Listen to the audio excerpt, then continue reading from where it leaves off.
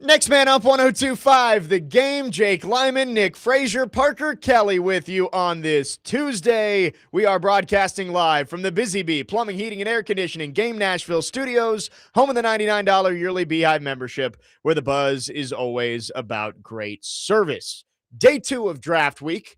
We are just over 50 hours away from draft time in Pittsburgh, and things just keep getting crazier. We will get into all of it, and today is one of my favorite days of the year, really all of the days this week, but today we are doing our annual draft simulation. We are going to enter the war room later in this show. You and Parker, Nick Frazier, Parker Kelly, going to get 8 minutes to make a pick, and we'll be visited by some friends from around the NFL. So I can't wait. That'll be at 11. But lots to get into today. It's draft week. There's no shortage of things to talk about with the NFL draft. Not at all. Appreciate you having me, Jake, as always, on a Tuesday. And you're right. It is probably the best time of year. And to me, this is, again, one of the greatest days on sports radio history because Jake Lyman has a few friends to join us in the second hour. I love it. We got some GMs who are going to join us in the 11 o'clock hour. But we start with the big news around the Titans over the last few days. For weeks, it's been Jeremiah Love. Jeremiah Love. That's the guy for the Titans. And you never knew what was going to happen. Maybe the Titans weren't as high on Love, but it felt like that was the guy. Things are starting to shift just a little bit. The Cardinals might throw a wrench in everything if Arizona takes Jeremiah Love number 3. And I thought it was really strange. Over about a 24 to 48 hour period, things started to go that way. You saw one reporter say, hey, Jeremiah Love, I think it was Connor Hughes last Friday, said, Jeremiah Love to Arizona at 3 is a real possibility. And then yesterday, it was everybody piling on. You had Schefter say it. I think Albert Breer said it. It's like, yeah, all the reporters are like, yeah, Cardinals really like Jeremiah Love. Is it a smokescreen or is it legit? That's the question we always have to ask ourselves when these things start to come out. It's got to be a smokescreen. There's no way it can be true, right? There's no way. But there is one thing that always tends to be true, and Joe Dubin has been just preaching it till the cows come home, and it's Arizona always knows how to mess up a draft. And, I always refer back to that Isaiah Simmons pick. They had no reason to go pick him. Like when it was time for the draft, that little jingle went off. There was no need for them to go draft him. So, again, that's kind of what I look at for this. But overall, this could be one of those smoke screens that hopefully lands in the Titans' favor. Yeah, it's so confusing when you get to this point and you're so close to the draft, but you're also so far, and there's still so many possibilities. Like the Jets at 2 are still completely covering up what they're going to do. And it is blending my brain trying to figure out the Jets at 2 because it was Bailey for a long time. Well, at first it was Reese, then it was Bailey, and everybody said on Bailey. Vegas has shifted all the way back to Reese. I think it was like minus 300 for Reese to go second. So it's pretty heavy that Reese is the second pick in Vegas, but all of the insiders are still saying, nope, it's Bailey. And so this draft it's messing with my mind. And I think that just means we're going to have some surprises on Thursday night. But with the Titans at 4, when you're picking 4th in a draft, you think you have some sort of idea of what's going to be there for you. But really, there is not a combination of 2 players in front of the Titans that would completely stun me among the guys that we've talked about there. Yeah, you think when you have a top 5 pick, you're going to get a true starting blue chip player. I mean, you probably will for that same point, but for the Titans' sake, if it's not Jeremiah Love, if it's not a David Bailey, you're not getting a project, but you're getting a guy that has good intangibles that you're going to have to work with a little bit. That's the only issue I have it for. I still think it's one of the 4 guys, and we're going to listen. Peter Schrager had the biggest blow to the Jeremiah Love hopes last night. We'll hear that clip coming up in the next segment, but I still think it's one of the 4 guys: Reese, Bailey, Love, Styles. I think it's going to be one of the 4. I would be almost 100% confident on that, but there was another player Schrager mentioned that might be involved there. But sticking on the Cardinals here, I think it's smoke. I think you're right. I think they want to trade out. We've seen from Monty Ossenfort, you look back to the last time they had the 3rd pick, they decided to trade out. They ended up still getting the guy they wanted in Paris Johnson later in that draft. I really think that Monty Ossenfort is trying to swell up as much smoke as possible around that pick, whether it's about Arvell Reese or Jeremiah Love or Francis Maui Noah. Like, whoever you want, we're probably going to take him unless you come up and trade for him. So I do think that he's trying to get as much interest in that pick as possible. We'll see on draft night. Maybe the Jeremiah Love smoke is real. I just look at that team specifically and say, you don't have a quarterback. And I saw this morning, somebody listed off all of Monty Ossenfort's first and second round picks since he's been the GM, all premium positions, tackle, cornerback, wide receiver. He has not gone away from that well so far as the GM. I struggle to see him at third picking a running back. Maybe that whole front office just fell in love with Jeremiah Love and says that is the only player we can take here. But I really do think it's a smokescreen until Roger Goodell reads the card and says the Cardinals take Jeremiah Love. As much as I'm with you on the smokescreen idea, I could still see them taking Jeremiah Love because of the point of you have core pieces on your offense, and I've kind of been reiterating for the Titans' sake, if you go get Jeremiah Love, if that's the case, you then would have Marvin Harrison Jr., Trey McBride, Jeremiah Love, and you have a consistent offensive line for the most part that's going to get you some yardage. Because before James Conner got hurt last year, I mean, they were a productive offense. And again, Kyler Murray was a quarterback. Your guy. Bias aside. Yep. Didn't produce to the top level as he probably should have. But that's just to the point of if you have a productive quarterback with young core pillars around you, that can be a decent offense. Well, and right now, we talk about odds a little bit here. Ty Simpson is the odds-on favorite. Like, I think the implied odds are like 70% he goes to the Cardinals, but he's not getting picked third. So basically, it's like no one else around the league likes Ty Simpson, but the Cardinals, they love him. They're going to take him. They're going to trade back into the first round and get him. I will say, if you're trying to put the best situation around a young quarterback who's probably a developmental guy, I don't think Simpson's going to start right away for them. Look at the Giants last year with Russell Wilson, Jackson Dart. I think that's going to be a similar situation.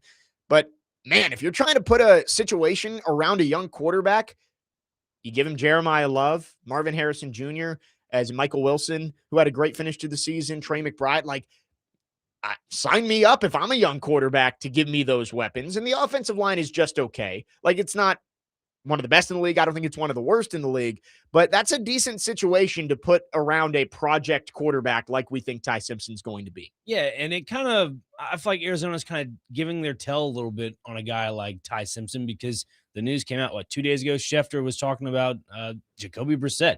He's wanting starting quarterback money. I mean, he's getting a little bit right now. I mean, look, I'm going to be honest with you. I don't think the guy is going to be getting any starting quarterback money, but he's sitting out the first phase of offseason training for that reason. If they go and get not Jeremiah Love, but if they go and get Ty Simpson at quarterback, that may differ a little bit. So to me, I think holding out on those negotiations kind of gives you a tell what you're going to do in the draft. Only in Arizona does the 10-year journeyman who's been a backup most of his career hold out for starting quarterback money. And if you draft Ty Simpson, you can say, well, Jacoby, we got Gardner Minshew too. So you can either sit on the bench with the contract you have, or we'll send you somewhere else. Is that somewhat of a Brady tax still or no? I don't know. Like, he's had good moments, right? With the Colts, he was solid. And yeah, he was fine when he had to step in with the Patriots, but we know what Jacoby Brissett is. Like, this isn't a Geno Smith or Sam Darnold kind of thing where it's like he flipped his career around and became a starter who could lead you to the playoffs. He's Jacoby Brissett. If he's the starting quarterback for all 17 games for the Cardinals this year, they're going to be bad. So that's besides the point. But the Cardinals, they might be the hinge point of this entire draft with what they end up doing at number 3. 615-737-1025 is the phone number. If you have any thoughts on the draft, we are all draft all the time this week. It is NFL all the way up until the draft starts on Thursday. Again, tomorrow, Corey Curtis, plan is for him to join us live from Pittsburgh as he is out there for the draft. So excited about that. Keegan on the text line says, OMG, Jake, if we draft Reese, I'm going to puke my guts out. I am so freaking out. Guys, like Keegan specifically, Arvell Reese is not a bad pick at 4. If he is there at 4, I think the Titans are taking him. So prepare yourself for that. I don't think he's getting to 4 still, but if he is, prepare yourself. He's probably going to be the pick, and it's not a bad pick. I know that Love is probably more of a sure thing, but Arvell Reese is a good football player, and that's why he's being mocked as maybe the number 2 pick in the draft. It would be a good pick if the Titans take Arvell Reese. I don't think there's a bad pick among those 4, right? Like, Styles would be my least favorite for sure, but if Goodell reads one of those 4 names off the card at 4, I don't think I'd be mad, right? Like, it wouldn't be the worst thing in the world. Styles would be my least favorite, but out of the four, you're getting a good football player. You're getting a guy who is believed to be a pillar piece of your rebuild. So it's going to be okay, guys. And like, no matter who it is. But we'll talk about the Jeremiah Love stuff coming up next, because I know a lot of this fan base has their heart set on Love. And if he doesn't go at 4 and he's on the board, things might get a little crazy around here. We'll talk about it coming up next. 615-737-1025 is the phone number. Our phone and text line driven by WilsonCountyHyundai.com. Jake Lyman, Nick Frazier, Parker Kelly. Next man up, 1025 The Game.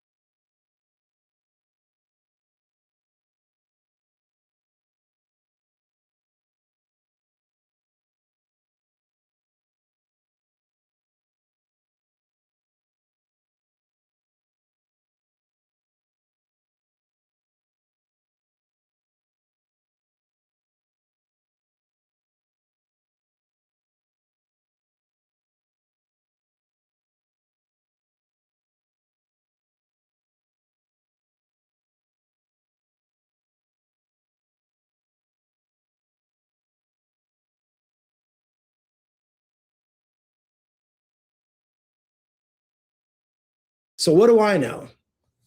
What do I know? Well, I know I spoke with someone in the organization in Tennessee, and they told me this morning that they have seen 6 different players tagged to them this morning for their 4th overall pick by people in the media. 6. There's the 4th overall pick, and 6 different players have been tagged to them. I will say this. I don't think the Titans are taking Jeremiah Love anymore. I am moving off of that. That was something I had in my mock draft and felt like that was the pick. As we are now 4 days before it, I do not think the Titans are taking Jeremiah Love at 4. I think the Titans are taking either one of the 2 following players. Sonny Styles, the linebacker out of Ohio State, or the Bailey Reese, who doesn't go there or is available. And then my third backstop would be Carnell Tate. Yeah, Carnell Tate could go.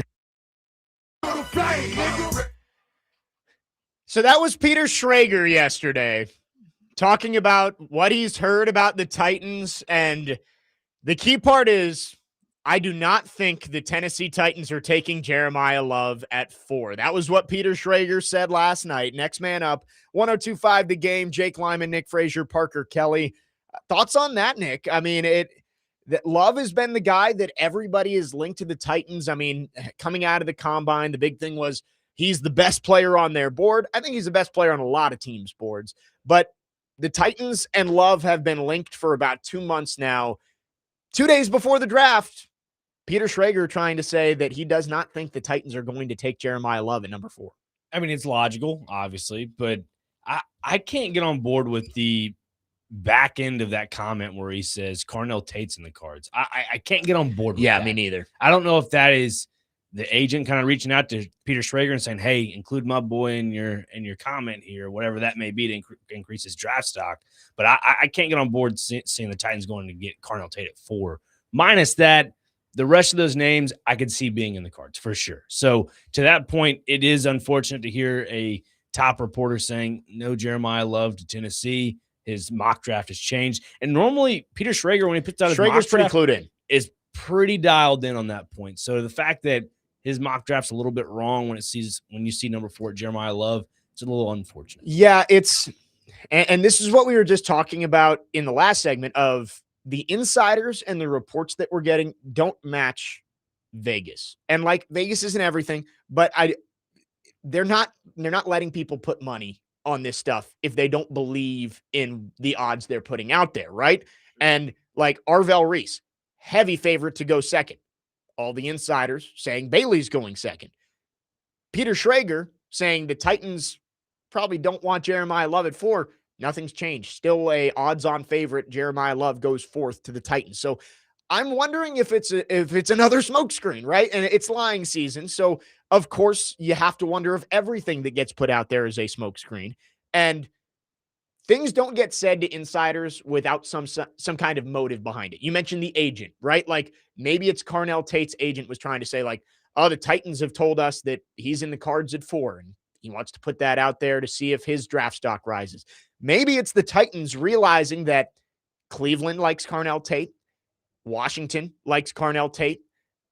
Maybe the Chiefs. And it's like, hey, we're taking Carnell Tate at 4. If you want him, you better come get him. And so I do think there's a lot of that going on of, all right, the Cardinals are taking Love now. That's the big wave among the insiders is, oh, the Cardinals like Love. Titans say, oh, well, we didn't want Love anyway. We're taking Carnell Tate, or we're taking Sonny Styles. And it's like, all right, the Giants, we didn't want Sonny Styles anyway. We're taking Jordan Tyson. Like there's so much going on right now, and it's so hard to pick and choose what's real.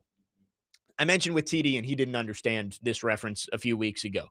The episode of The Office where Michael tells everyone about Stanley's affair and then has to cover it up with a bunch of other rumors about everyone else to try and smoke out what's actually real and no one knows.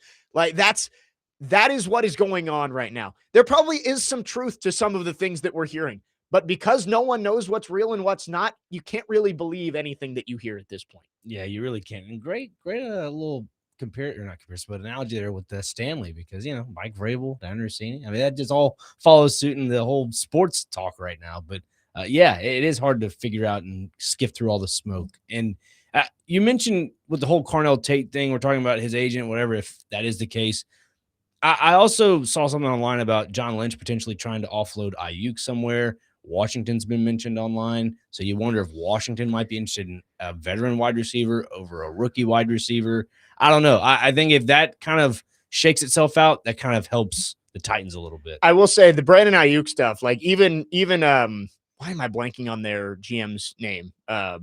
In San Francisco? in San Francisco. John Lynch. John Lynch, yes. Sorry. The big thing that came out yesterday was him saying they use AI to help with their draft, which I understand it. Like you don't rely on AI, but I'm sure it helps as like a sorting tool for them of like, show me linebackers with this 40 time, this many tackle, like all that kind of stuff. I'm sure it helps.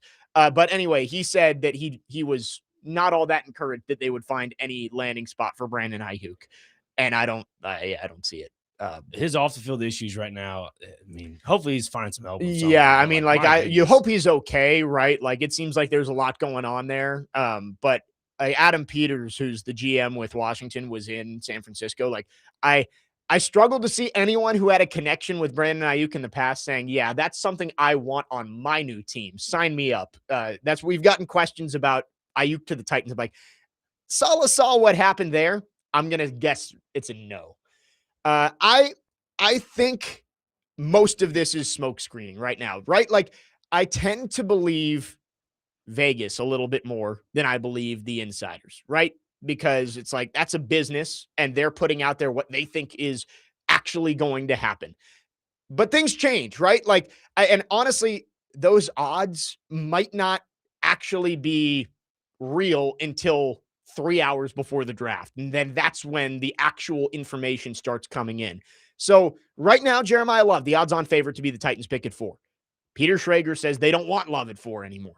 So it's lying season. We have no idea what's going to happen, but I do think the Titans are going to get a cornerstone player no matter who they pick. And like Cameron says, copy and paste from the morning show, I will be okay with Bailey, okay, but skeptical about Reese, but I would absolutely hate taking a middle linebacker at 4 overall. They just do not impact the game. It's not the Ray Lewis era. If you take a guy who turns out to just be a good football player at 4, you're going to get fired. And maybe it wasn't the right wording of saying you're going to get a good football player at 4. I more mean you are going to get a guy who you believe is a game changer on your offense or defense. Sonny Styles, if they take him at 4, they believe that he is going to be one of the best linebackers in football. And I agree with you, Cameron, that they don't impact the game as much as an elite pass rusher would, or even probably an elite running back would. But if they're taking him 4th overall, it's because they think he is going to be a star. And again, Sonny Styles, my least favorite option at 4, but I would understand if they did it, especially the way Robert Saleh likes to run his defense. Having a player like that could end up making everybody else around Sonny Styles much better. And again, the main puzzle piece to all this is Robert Saleh. You bring in a head coach to really transcend your defense. And that's a guy that if you go and grab any defensive player in the draft, that to me says you're buying into the Robert Saleh way, which you kind of have to. He's a head coach, but that just shows how much trust this organization has in him to really develop these young players and being true cornerstone pieces to your defense. Excuse me. Yeah, if Styles goes 4th, I think you start to realize how much impact Robert Saleh has on the roster decisions. I don't think it's Styles. I think that is a smokescreen because Styles has been linked so heavily to the Giants. I think the Titans are trying to get somebody to jump the Giants for Sonny Styles. We don't know, right? Like it's all convoluted right now. No one knows. Just over, 48 hours away from draft time. I have a question for you, Jake. Yeah. For the Titans' sake, when it comes to smoke screens and trying to hype up certain players, like at the owners' meetings, they were talking about getting the best player available. Yeah. Right? To me, seeing the way the Titans, if they were truly set on Jeremiah Love, like Mike Morganti said at the combine, he's the best all-around player in the combine, the draft, whatever. It makes me wonder if the Titans really wanted Jeremiah Love. I feel like they would have pursued a lot more defensive names, like just put a lot more name drops out there rather than just saying maybe Jeremiah Love. Then all these reporters starting to talk about Love. I feel like if you're talking about trying to get smoke screens and trying to play chess, not checkers, maybe the Titans may have had a misstep in some roundabout way on the way there. So I would say there are two sides of the coin there for me because I think it's one of two things. I've said it before that I think running back picks in the top 10 get telegraphed a lot. Like last year, everyone knew Genty was going to the Raiders. I think you could say the same thing about Christian McCaffrey when he was going to the Panthers. Like everybody knew that. I think maybe that could be it, right? Like it's hard to cover it up. If you're going to take a running back in the first round, like it's like, yeah, that's the guy. I also think the Titans, like if I had to say what I think is going on, the Titans have wanted one of the pass rushers the entire time. Like I think they want Bailey or Reese. And by saying you want Love as much as possible, you hope that something happens like somebody trades up to the Cardinals to take Love, or the Cardinals just take Love, and then you can get Reese or Bailey. I think that is what it is that that's what they want. Maybe they're fine with Jeremiah Love if he falls to them, but I think they want Reese or Bailey at number 4. Interesting. And I'd be okay with either or of those. I really would. I think either of those players are top tier players. And again, this is a draft where if you're in the top 10, you're getting a blue chip player. Yep. You're not getting a Joe Schmo rotational third down edge linebacker. If Yeah. That's the case. No, and I think both would be good picks. David Bailey is my guy in this. Like if David Bailey is there, I will be thrilled.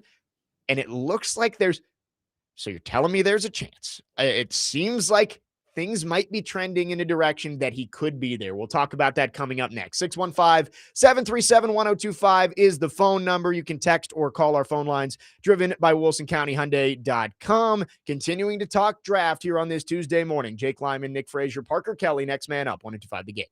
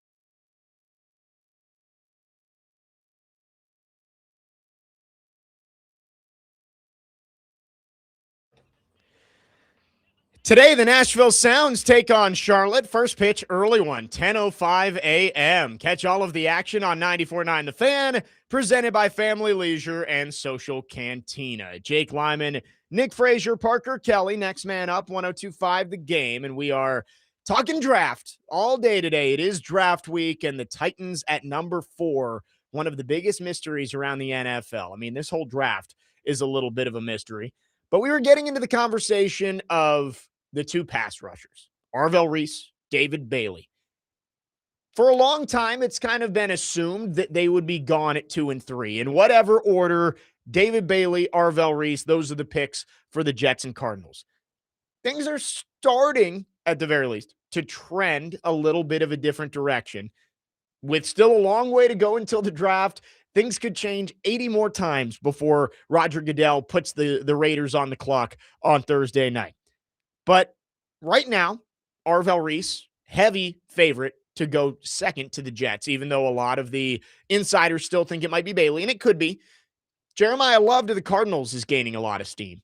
And the Cardinals possibly trading out. Who knows who they're coming up to get? Maybe it would be David Bailey at that point. But from a week ago, when I would have said there was almost zero chance that David Bailey gets to 4, I would say maybe 20% now, somewhere in there. Which excites me a little bit because that's been the guy I've said for the Titans would be the perfect fit. He's got the match of production and the projection, but like the size and measurables that you want for a guy you're taking that high as an edge rusher. I think David Bailey would be the best pick the Titans can make it for because there's not as much unknown about him as Arvell Reese, and he plays a premium position. I want David Bailey.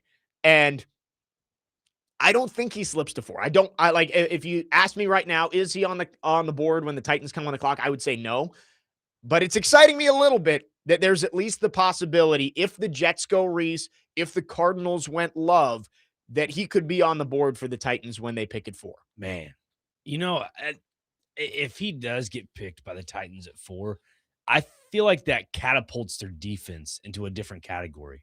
Like, not just good, not great, but it puts them near the elite level, like on the fringe, from great to elite. I think that's where they'll be at. They still have work to do behind them. Sure. Like the secondary looks a lot better than it did last year, of course, by adding Alontae Taylor and Cordell Flott, and you hope you get a full healthy season from Kevin Winston.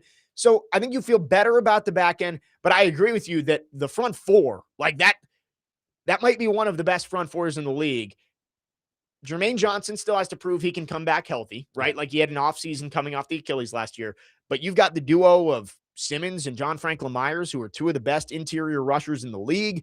And then you add David Bailey on the other side with waves of guys coming behind him. You've got Femi, you've got Jacob Martin, you've got Solomon Thomas. Like that is a great defensive line group, which is what Robert Saleh always wants. He wants a really good but deep defensive line group.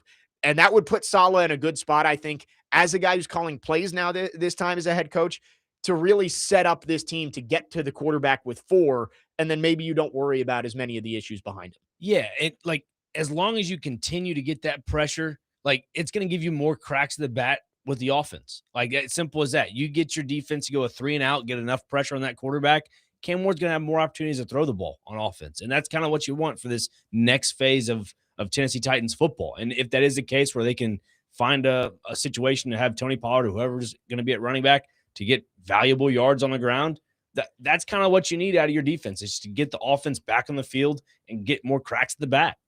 Right. We talk about helping Cam Ward, and I do think helping Cam Ward directly is really important because you haven't done enough of that this offseason. Again, like the only weapon you really added for him is Wan'Dale Robinson, and the offensive line is objectively worse. Like we said that before. Like you can't look at last year's group and this year's group and say you feel better about this year's group, at least as it stands right now.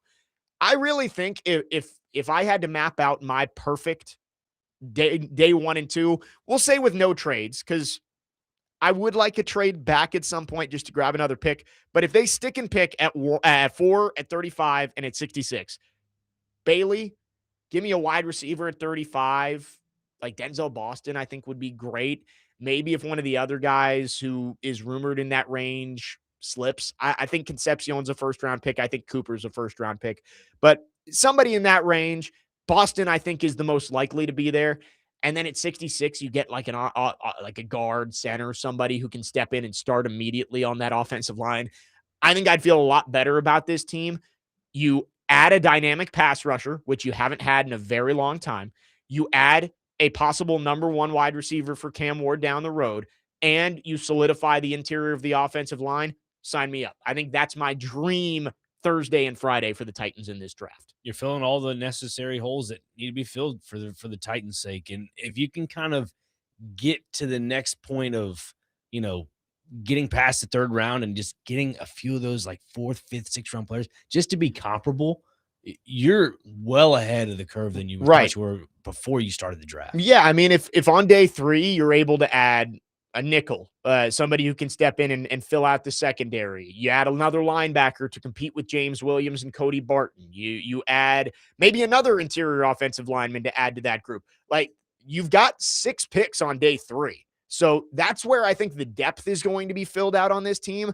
But your day 1 and 2 picks, that's where you got to find the guys who can be your top end players.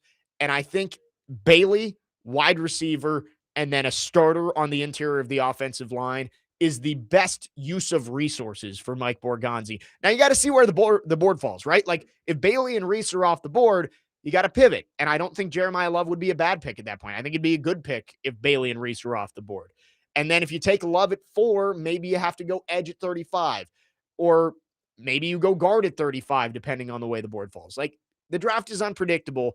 We can sit here right now and say edge, wide receiver, guard is the way to go, but it all depends on where the runs on those players go and those positions go throughout the first 2 days. With that second round pick, you mentioned Denzel Boston, which is a very good wide receiver in the case of security wise. Like, that's a guy that you can look at and say, yeah, I don't have many issues with him. He's going to get you what you need. You need 8, he'll get you 8. You need 9, he'll get you 9. My other thing is if you go with a wide receiver there, I feel like you're missing out on the opportunity of getting a linebacker with that second round pick. Yeah. Linebacker is a position that I struggle with in my mind of like, yeah, they probably do need to get a guy who's going to be the staple Mike linebacker for Robert Saleh. But I think you can find a guy later in the draft. Maybe it's at 101 or one of the 5th round picks, or maybe you are able to trade up using Levis, or if you draft Love, one of the running backs and move up. I think there's other ways to address linebacker than with 435. I do think, and we had this conversation yesterday about wide receiver, you don't need another day 3 wide receiver in that room. You need a guy who you think is going to be a go-to player for Cam Ward. And so if you get past 35, I don't really, maybe 66, you could take a while, but like, you get to day 3, it's like, you got Iamaner, you've got DK. Do you need to just add another body just to add a body in that room? I don't think so. You need a guy, not just a guy, Yeah, I get what you're saying. Like, if you go past the 3rd day, you're basically getting a guy like Mason Kinsey or Xavier Restrepo. I get what you're coming with. I don't know about that. Not that low, but you got Iamaner and DK last year, and both of those guys, 4 4th round picks, seem like hits at this point. Sure. Right? Like, you take a guy in the 4th round, you're not expecting Amon-Ra St. Brown. You hope it's Amon-Ra St. Brown, but that's not what you're expecting. But both those guys seem to be productive NFL players. That's what you're looking for when you get to day 3. You don't need just another productive NFL player at wide receiver. You need somebody who can be Cam Ward's number 1. And at 35, that's not a guarantee, right? But this is a deep wide receiver class. I think you can find a guy who's going to be an a real offensive weapon for this team rather than a depth piece at wide receiver. Yeah, and another thing, I look at this Titans coaching staff, and we already talked about Robert Saleh. I don't think Brian Daboll gets enough credit for just the scouting department of his own eyeballs, looking at certain talents in this draft. Yeah. Like when he was with the Giants, he wanted to trade up for Cam Ward. I think that says a little bit about just the way he sees talent in this year's draft. What he could possibly say to Saleh, say, hey, This guy at 35, I think he'd be a good little addition to this offense. Well, and I saw a video on Twitter yesterday, and it was Mike Herndon on Paul Kuharsky's podcast, and I really like when Mike Herndon says something, I listen because I feel like he has a very good pulse of what the Titans need and what the coaches are looking for. Sure. And he did mention that Dable has never really had a Denzel Boston type player, like 6'4", cookies are on the top shelf, go up and get it, red zone kind of guy. It's been more your speedy, quick kind of guys. I mean, Wan'Dale Robinson's an example, Malik Neighbors, Darius Slayton, somebody that, like, there's never been that big red zone threat type of guy in his offense. And I thought the way Mike Herndon framed it was great. It was like, the question is, does he not want a player like that? Or has he just never had the opportunity to get a player like that? And maybe that's the question that gets answered if Boston's on the board at 35. It's like, is that somebody who could fit in his offense, or does he just not want a player like that? That'll be an interesting development as well. Yeah, I want to go with the second part of your first comment there. I don't think he's had the opportunity to get a guy like Right. that. I mean, I think one thing that helps a quarterback the most is a red zone threat that you can just throw it up to him, right? Like, Mike Evans is an example, but like obviously Denzel Boston, like that's a really high bar. But just a guy who it's like you get one-on-one coverage inside the 10, have him run a fade and throw it up and count on him to go up and get it. And I think that's what Denzel Boston is.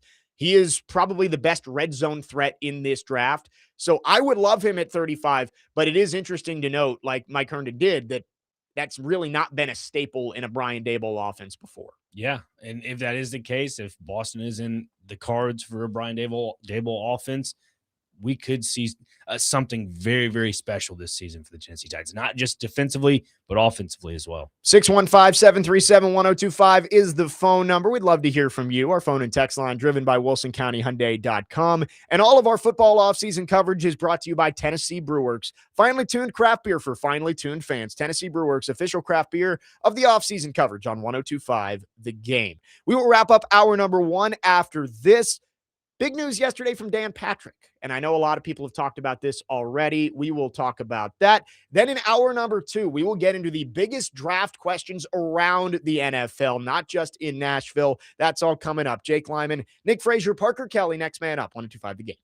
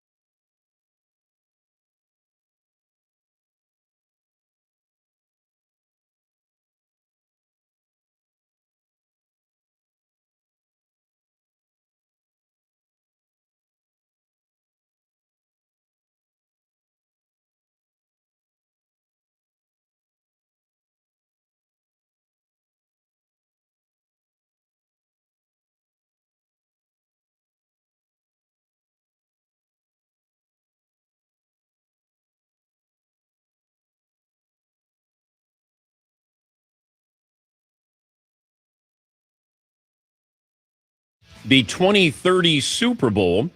I was informed by a source on Saturday that it is signed and ready to go, in his opinion, that Nashville is getting the 2030 Super Bowl.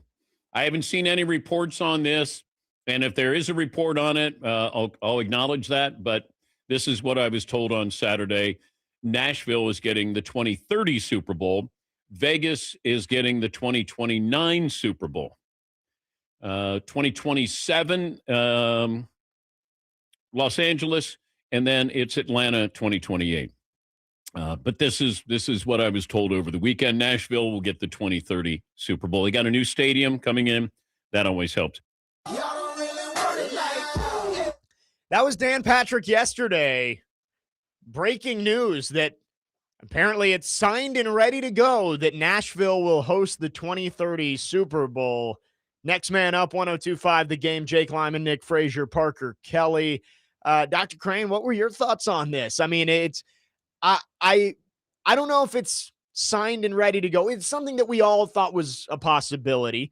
But the fact that they just announced officially that Vegas was getting the Super Bowl, a month ago at the owners' meetings, and now a month later, Dan Patrick is reporting that Nashville's getting the Super Bowl. I'm sure there are still hurdles to get over for it, but it was kind of assumed that Nashville was going to be a strong contender for 2030. Yeah, initially it feels like it's a little too soon, but when you take a step back and look at it from a bird's eye view, I feel like it's just on par because the stadium will be done, in 27, right? Yeah, February. So I mean, you're going to be hosting Titans football that upcoming fall, followed by 2 seasons of seeing how this franchise will go. Right. And then 2030 rolls around and think, oh, we're going to be hosting the Super Bowl. Like, I think this is fantastic, not only for the new Nissan Stadium, but for the city itself. Again, there are people out there that are like, oh, Nashville's growing too fast, whatever. Yeah, but at the same time, just embrace it and enjoy the ride. I feel like that's something a lot of people miss out on. And for Tennessee or Nashville specifically to be hosting a Super Bowl in 2030, to Dan Patrick's report, fantastic. Yes, I agree. And I think it's good that they hopefully will solidify 2030 because of how many new stadiums are coming and domed stadiums. I mean, Chicago's getting one. DC is getting one. There's another new stadium coming soon. Buffalo. Cleveland is getting one. Buffalo is open air, so they won't get a Super Bowl. That's right. But like all of those teams that are getting new dome stadiums are going to get in line to host a Super Bowl. And Nashville jumping to the front of the line is important because we've seen the NFL start to build this new rotation of Super Bowls. And if Nashville does it right in 2030, you hope that that means a second one will come within the next decade after that. Whereas if you didn't get 2030, maybe you fall to the back of that line with Chicago, with DC, and it takes a few more years for the Super Bowl to come back. So I think it is important that they were able to lock in 2030. Hopefully, again, this is just reported by Dan Patrick, but this could lead to not just one Super Bowl, but maybe a couple more Super Bowls for the Nashville down the line. Yeah, and also I feel like this made some news when the Super Bowl was in California, when Seattle and New England went down in San Francisco. The percentage of tax money that was taken out of each player's paycheck when it came to that. You're coming to Tennessee. I feel like the almighty dollar is not going to burn as much out of your pocket when you play here in Nashville. And also, too, when it comes to the revenue aspect of it, I feel like once the political figures see the ultimate, result of all this, like on average, looking up on Google, it says $300 million to over $1 billion total in economic impact for the host city. So again, you're going to be paying off the new stadium and then some, potentially, in a roundabout way. Yeah, no, I mean, it makes sense. This is why you built the stadium, to get events like this to come. With the open air Nissan Stadium, you couldn't get a Super Bowl. You couldn't get a Final Four. You couldn't host concerts year round at Nissan Stadium. Now you can do all that. So the economic impact is clear, and this is why you do it. I will say, Nashville, you got 4 years. Get the infrastructure right. I am a little worried about what traffic might look like the week of the Super Bowl here with that many people descending on the city. I know this is a tourist city and they're used to it, but Super Bowl is a different animal. the infrastructure's got to be figured out in the next 4 years for the Super Bowl to come here. Figure out the parking. That's the only Parking's thing. big too, yeah. Look, I get the bigger metropolitan cities have that whole transit situation. I know Nashville is trying to get a part of the transit situation as well. Like I went to the rugby event that was at Geodis Park over the weekend. It was fine. That's besides the point. But the transportation there were a lot of people that were coming to the front of the stadium, and it was all the transportation companies that were dropping them off. Again, all those people are coming from bigger metropolitan cities that use all that. Whereas for people here in Nashville that don't use that as often because everybody kind of drives independently, I think that's something you have to put into factor with all of it. So if you can get the driving aspect down and the parking aspect down before the Super Bowl gets here to Nashville, then congratulations. If not, it's going to be an absolute just cluster. I think it worked well for the draft because everything was on Broadway, right? It's like it was 600,000 people over 3 days. Yep. Like they're all just converging on Broadway. Yeah, it's more people, but you shut down a few blocks. People can walk in the streets. It all worked out. I think with it being the Super Bowl, it's going to be more widespread. Yes, Lower Broadway is going to be the epicenter of it, and across the pedestrian bridge to the stadium. All that's going to be the epicenter. But I think for a Super Bowl, it's going to be more widespread, and you're not going to be able to contain it all to just, all right, they're staying downtown and in the Gulch. Like that's where all the people are going to be. It's going to be a lot more people coming, and I think they've got some things to figure out ahead of 2030. But overall, it is great news that Dan Patrick reports that it's ready to sign. There hasn't been any more reports of it, but I think this is something that we kind of expected was going to be coming. And also in his comment there, he said he. So it was a male reporter that is not reporting. His source. So you could kind of narrow it down. I don't know who that source would be. Also, another factor into all of this, I know it's not the greatest thing to look at. It might be an eyesore. But if you're the Tennessee Titans, I'm not sure what the parking situation is going to be like. Do what Kansas City's doing. They have a little bit of a parking garage nearby, I think. Well, Kansas City has the Kauffman baseball stadium and Arrowhead sharing a giant parking lot. Yeah, and correct me if I'm wrong. Isn't there I might be thinking of another stadium, but there's a stadium somewhere in the U.S. that has like a spiraling parking garage. Yes. That I'm escaping where it's at. I think there's a few of them. I have been to one at Target Field in Minneapolis that has that. Yep. It's where, everybody kind of enters onto the spiral at once and you merge and then you just make your way on down. Doesn't work. Does work. It worked pretty well. Okay. I mean, it takes a little bit to get out, but it's definitely more efficient than having everybody just trying to back out at the same time and going down. Like it does work. Maybe that's something the Titans could end up doing. I think they should, because the parking situation downtown is already abysmal. Just get a double, triple, maybe quadruple stacked parking garage. I know, again, it's an eyesore when you look at the landscape of it all, but I think it's a good idea. Well, you really got to look at it. I will say, I don't think Nashville and the Titans want you parking though. Like that, they want you to Uber. They want you to go get a drink at one of the bars downtown, or when they make the East Bank, like they want you to not park. So I will say that's probably part of it too. Another reason why I don't want to go downtown again. Thank you very much. 615-737-1025 is the phone number. We'd love to hear from you. Back into the draft to start hour number 2. We are going to go through the biggest questions around the NFL entering the draft. Quarterbacks, fallers, risers, trades. What could happen Thursday and Friday, specifically into Saturday as well, around the NFL draft in Pittsburgh? 615-737-1025. Jake Lyman, Nick Frazier, Parker Kelly. Next man up, 1025 The Game.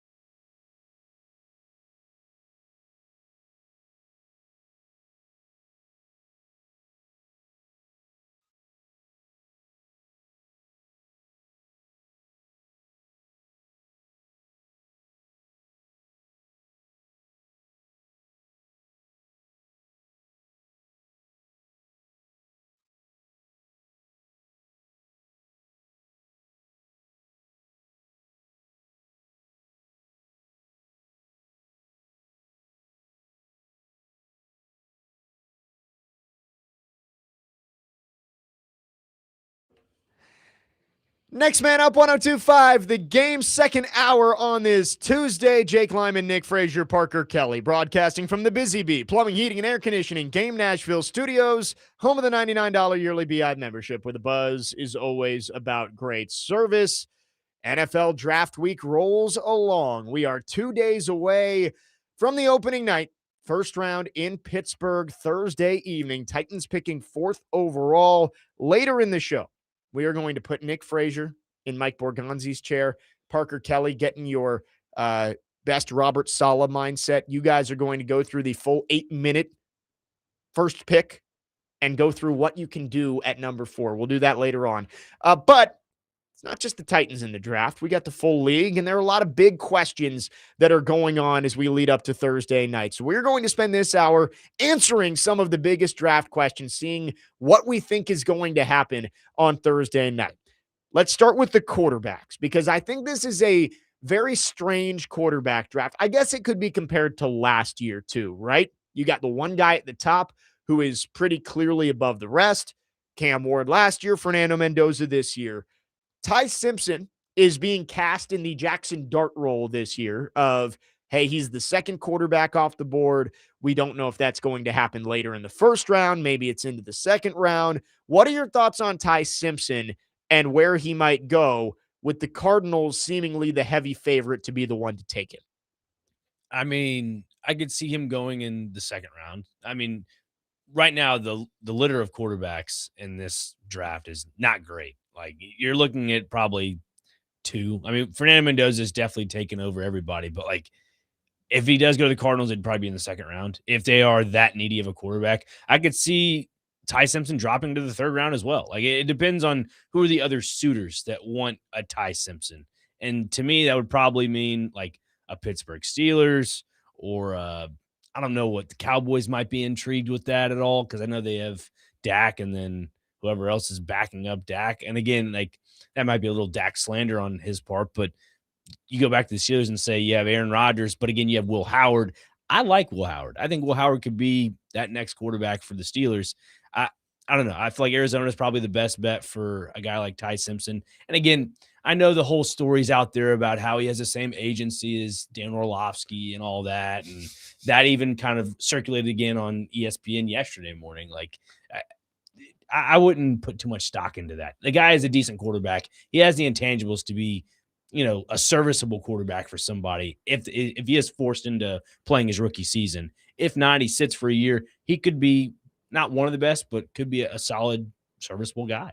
Parker, you talked to Dan Orlovsky yesterday. Am I correct? How did that conversation about Ty Simpson Oh, yeah. go? We got into the weeds, just 3 former quarterbacks chopping it up with Kelly Holcomb in there as well. I thought you were including George for a second. No, George will tell you he only played quarterback up until about 5th grade, so that doesn't count. But no, we talked about Ty Simpson and Fernando Mendoza just because, I've watched these guys very closely. And for Ty Simpson, being in that Ryan Grubb system, Ryan Grubb came from Seattle the year before. So he incorporated a lot of the same plays that the Seahawks ran into Alabama's offense. So a lot of the throws, and if you watch Gruden's QB class with Ty Simpson, a lot of the calls that he was making, that all came from an NFL system. So everything that he was being asked to do, he was making NFL throws. And a lot of the throws that you see him make, I just do not think you can teach. Fernando Mendoza is a really great player.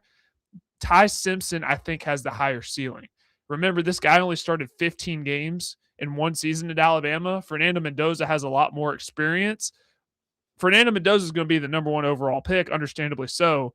But when Ty Simpson really gets going, I think the ceiling is higher.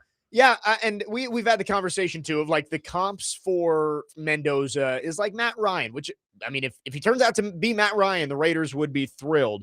I do think that Simpson is like, yeah, he's got the higher ceiling, but he's also got a much lower floor. Like Mendoza, if he's either like Matt Ryan, maybe he's Kirk Cousins, but it feels pretty safe to take Mendoza. Simpson is one of those kind of lottery tickets where he's got the ability to end up being a great quarterback, but he's also so raw that you wonder, is he going to get the opportunity to develop wherever he goes in the NFL? Yeah, great point there, because if you put Mendoza, to me, this is just my opinion, If you put him into any system in the NFL right now, and again, it could just because of his draft stock being as high as ever, but I feel like if you put him in any franchise right now, I feel like would elevate their offense. As for Ty Simpson, again, solid quarterback, like Parker just mentioned, was in a NFL system for the most part.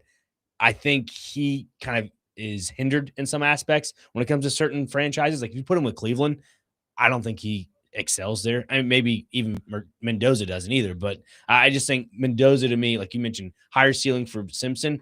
I would go higher ceiling for Mendoza. I know it sounds a little confident, back and forth, but I'm more high on Mendoza than Simpson. And there's context too around this, because if you look at what was surrounding them, Indiana had the number 2 defense overall in America. Alabama had the number 20 defense. In terms of running game, Indiana had about 215 rushing yards per game, which was 12th in the country. Alabama had 104, which was in the hundreds. So the supporting cast was really bad. And outside of Caden Proctor and Parker Brailsford, Alabama cannot block a soul on the offensive line. And he played half the year with a cracked rib. So there's a lot of context into this, but I'm not making excuses. Fernando Mendoza is a great player, and I think he's going to be great in the NFL. But I think Ty Simpson does have the higher ceiling. How about us have 2 years ago, if somebody told you that you'd be having the conversation that Indiana's quarterback had a better supporting cast than Alabama's quarterback? I mean, It's been flipped upside down. That is ridiculous. But no, but it's true. It's true. But it's so funny to say, like 2 years ago, if somebody said, yeah, Indiana's quarterback, maybe he's getting the benefit of the doubt because he played at Indiana and not Alabama. That's crazy. Like if you were to put Ty Simpson in Indiana's system last season, Parker and Jake, please answer this. Who would be the better quarterback? Would it be Ty Simpson or Mendoza? I know it's all hypothetical, but I think we're going to find out a lot about Curt Cignetti's quarterback development with what happens with Josh Hoover this year. 100%. Because like Curtis Rourke came from Ohio, took a big step, ended up being a draft pick and got them to the playoff. This year, Fernando Mendoza was good at Cal, ended up being great, wins the Heisman, number 1 overall pick. What happens with Josh Hoover? Like we may start to find out like, hey, Indiana's system and Indiana's coaching staff just knows how to get the most out of these quarterbacks. Mendoza is a worthy number 1 pick for sure, but I am a little wary of, is it more Cignetti or is it more Mendoza? And Josh Hoover had 5 games last year of 2+ turnovers. So Yes. He really struggled turning the ball over. We'll see what Curt Cignetti can do with the quarterback. But I just don't – this is nothing against Mendoza because I love the guy. I just don't view him as generational like some other people do. But he's going to go number 1 overall because teams who need quarterbacks typically reach. With the Ty Simpson talk, the most likely scenario that's been talked about this week is Cardinals are going to trade back into the first round and they're going to take Ty Simpson. That's what everybody's talking about. And I do think, especially in this draft where we've had the conversation about like at a certain point in the first round, you're getting starting level players all the way into the third round. Like it's the gap just isn't that wide. So teams are willing to pick up extra draft capital to move back. Cardinals move up for Simpson. Very likely scenario. If the Cardinals are dead set on Simpson, like if they're like, we want him, do you risk not taking him at 3? And that seems to be their plan. But I look up and down this draft order of teams that might want to take a quarterback. Miami, I doubt it, but maybe. The Rams, maybe. Like Matthew Stafford probably only has a year, maybe 2 left. You need to start thinking of a succession plan. You get Ty Simpson in a room with Sean McVay, that might work out. When we did our mock draft, Tampa Bay, how long are they? I mean, Baker Mayfield's in the final year of his contract. The Jets need a quarterback. They pick 16th. You mentioned Pittsburgh as a possible option. All of those teams pick in the top 21. Unless the Cardinals are willing to come way up by not taking Ty Simpson at 3, you are risking losing him. Maybe that's a risk they think is worth taking to get a player like Jeremiah Love or Arvell Reese or David Bailey, whoever they end up taking. But I do think if they traded back, maybe that's what the Cardinals are thinking is, hey, he's not going to go at 3, but if we trade back to 9, we still stay in front of all of those QB needy teams and we can take Ty Simpson. what about 12? What if they were to trade with Dallas? Yeah. That's been the conversation the last couple of weeks that Jerry Jones would say give up 12 and 20. What if that were to be the case for 3? and say at 3 he goes and gets his edge rush for the future and puts that Band-Aid over the Micah Parsons situation. And then at maybe 20, if that is the case, you get a guy in Ty Simpson. I don't know. Yeah, it would be funny if the Cowboys trade Micah Parsons and then use the picks that they've got to go get the next Micah Parsons. It's like it's the classic mystery box thing that everybody always brings up. Like, Yeah. well, Micah Parsons is a Micah Parsons, but the mystery box could be anything. It could be Micah Parsons. It's like that. That's Jerry Jones for you. And this draft. This is why I love the draft. It's just like we're 2 days out, and beyond Fernando Mendoza going first overall, there is nothing that I am sure about in this draft, and that's what makes it so fun. It is 615-737-1025. Other quarterbacks. The Garrett Nussmeier stuff is interesting. I don't know if you followed this. They found a cyst on his spine that was causing the discomfort that he dealt with all of last season. I don't think that like raises his stock significantly, but at least gives you a reason to why his film and his stats weren't as good in 2025 as they were in 2024. Maybe that leads to a team on day 2 saying, all right, we're going to bet on what we saw 2 years ago. Now that he's dealt with the cyst in his spine and hopefully he's feeling comfortable again, maybe that's a lottery ticket type pick that somebody makes on day 2. Yeah, you wonder if it's Minnesota.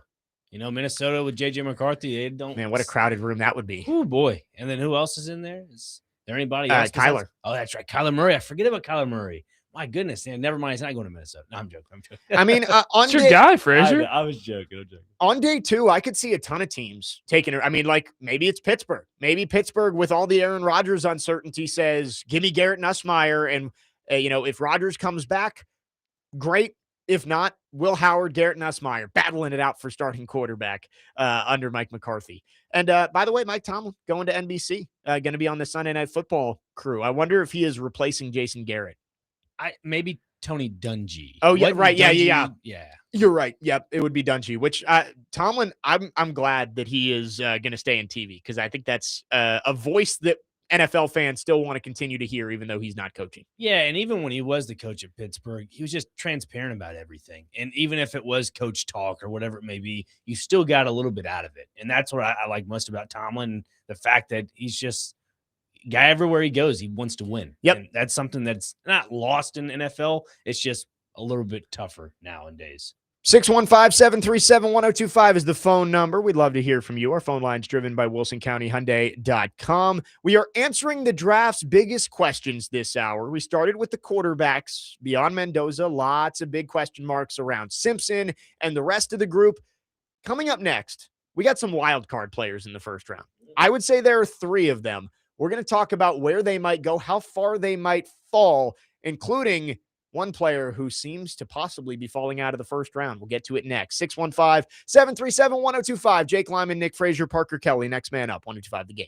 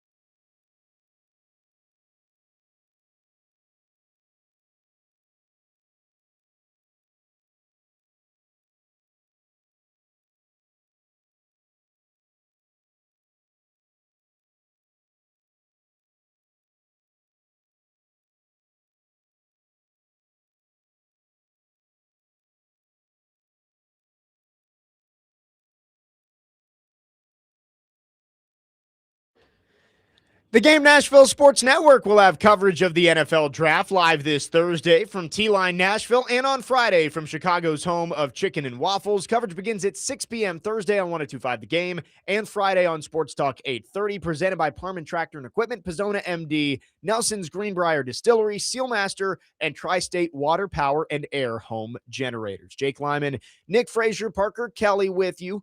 Tuesday of draft week, and we are going through some of the biggest questions around the NFL draft. Talked about the quarterbacks in the last segment, but I think there are 3 wild card players in this draft, and we've touched on all of them throughout the last few months. Jordan Tyson, Ruben Bain, Jermod McCoy. All 3 of those guys at some point during the draft process, dating back to the end of the college football season, and I guess for McCoy, maybe even last year, have been talked about as top 5 talents in this draft, but all have red flags. For McCoy and Tyson, it's injury history. For Bain, it's maybe some off the field stuff and the short arms. Where do you think they slide to? Tyson's stock seems to be rising. I think Bain is kind of holding pat right where it is. And McCoy, I mean, he might have that Will Johnson type slide that we've talked about where people are worried about the knee. Apparently, it's not about the ACL tear. It's another knee issue that he's had that could cause him to fall completely out of the first round. Yeah, that's what seems like from Tom Pelissero's reporting, that it looks like McCoy might drop out of the first round. And if that is the case, whoever gets Jermod McCoy might be getting a steal. Like kind of like with the Titans with Kevin Winston, I think the same situation. McCoy is a good player, right? Like we all know that, having watched Tennessee the last few years when he was healthy. There's a reason he's being talked about as one of the top 2 cornerbacks in this draft. But as we know, injury history is always going to play a role in this. And McCoy, I thought after the pro day performance that he had, that would kind of calm the nerves about his injury. But if it's not even about the recovery from the ACL, it's more about something else. And then you have to factor in too, he hasn't played in almost 2 years by the time he's going to hit the field in September.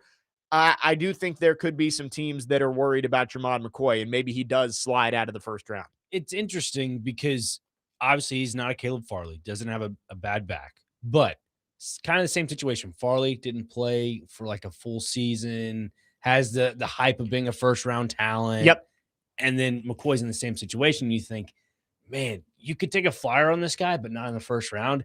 And again, I'm not trying to bring in the Titans for this case, but I'll use them as a prime example. As we talked about earlier with the front edge, like the front guys, if you get a David Bailey, you can just have so much pressure and not have to worry about a lot of your cornerbacks to really, play, over the top for the most part. I think if you were to add a guy like Jermod McCoy to the defense, that's okay. In a situation like that, where you have a really good front, I think it's okay to add a piece like McCoy to a defense like that. Yeah, I was going to ask the question out there of like, if Jermod McCoy is at 35, like, do you consider it if you're the Titans? I know injuries and cornerbacks, like it's not, but I don't think we've had the conversation about the success you've had with running backs can't make you draft Jeremiah Love, right? Like what you've done in the past as an organization shouldn't have an impact on what you do moving forward. It should just be what you think is the best for the future of this organization. So, yes, the Caleb Farley PTSD of drafting an injured cornerback or, any of the mistakes that they've made with drafting injured players. I don't know if that can stop you from drafting Jermod McCoy, but they would have to feel really confident about his medicals if they were going to take him at 35, I think. Yeah, and even if they don't take him at 35, say it's like in the 40s, like say if the Titans were to trade up to get him, I'd be okay with that. I would be. I know it's kind of weird to say for a guy that has some rough injury history. Yeah. But if you see value in a guy like that after a second round pick, like you take it 35 and you say maybe he could be an addition to our defense, why not? I think they'd have to be very, very confident. Yeah. And like, hey, our doctors have checked this out. We feel good about it. Like he's going to be fine, but it's a risky pick. But again, it's high risk, high reward. If he ends up staying healthy, you may have just gotten a top 10 level cornerback in the second round. But obviously, if the injuries end up rearing their ugly head, you could have Caleb Farley 2.0. So that's going to depend on how teams feel. All it takes is one team feeling good about McCoy's medicals and saying, yeah, we feel like we're getting value here. So we'll have to see how that works out. Mike Borgonzi did say that the Titans don't have concerns about Jordan Tyson's medicals. And he did his workout back on Friday. Jordan Tyson is the best receiver in this draft when he's healthy. He had a knee injury during his freshman season at Colorado. This past year, it was the hamstring, and the hamstring held him out of a lot of the pre-draft workouts. I don't think you can take Tyson at 4. I think that is a little too rich for me. But, and I'll say the same thing about Ruben Bain too. I think those would be my 2 favorite targets if the Titans traded back. Like, let's say you go back to 9 to the Chiefs. If Jordan Tyson or Ruben Bain are there, I don't like the value at 4, given the red flags.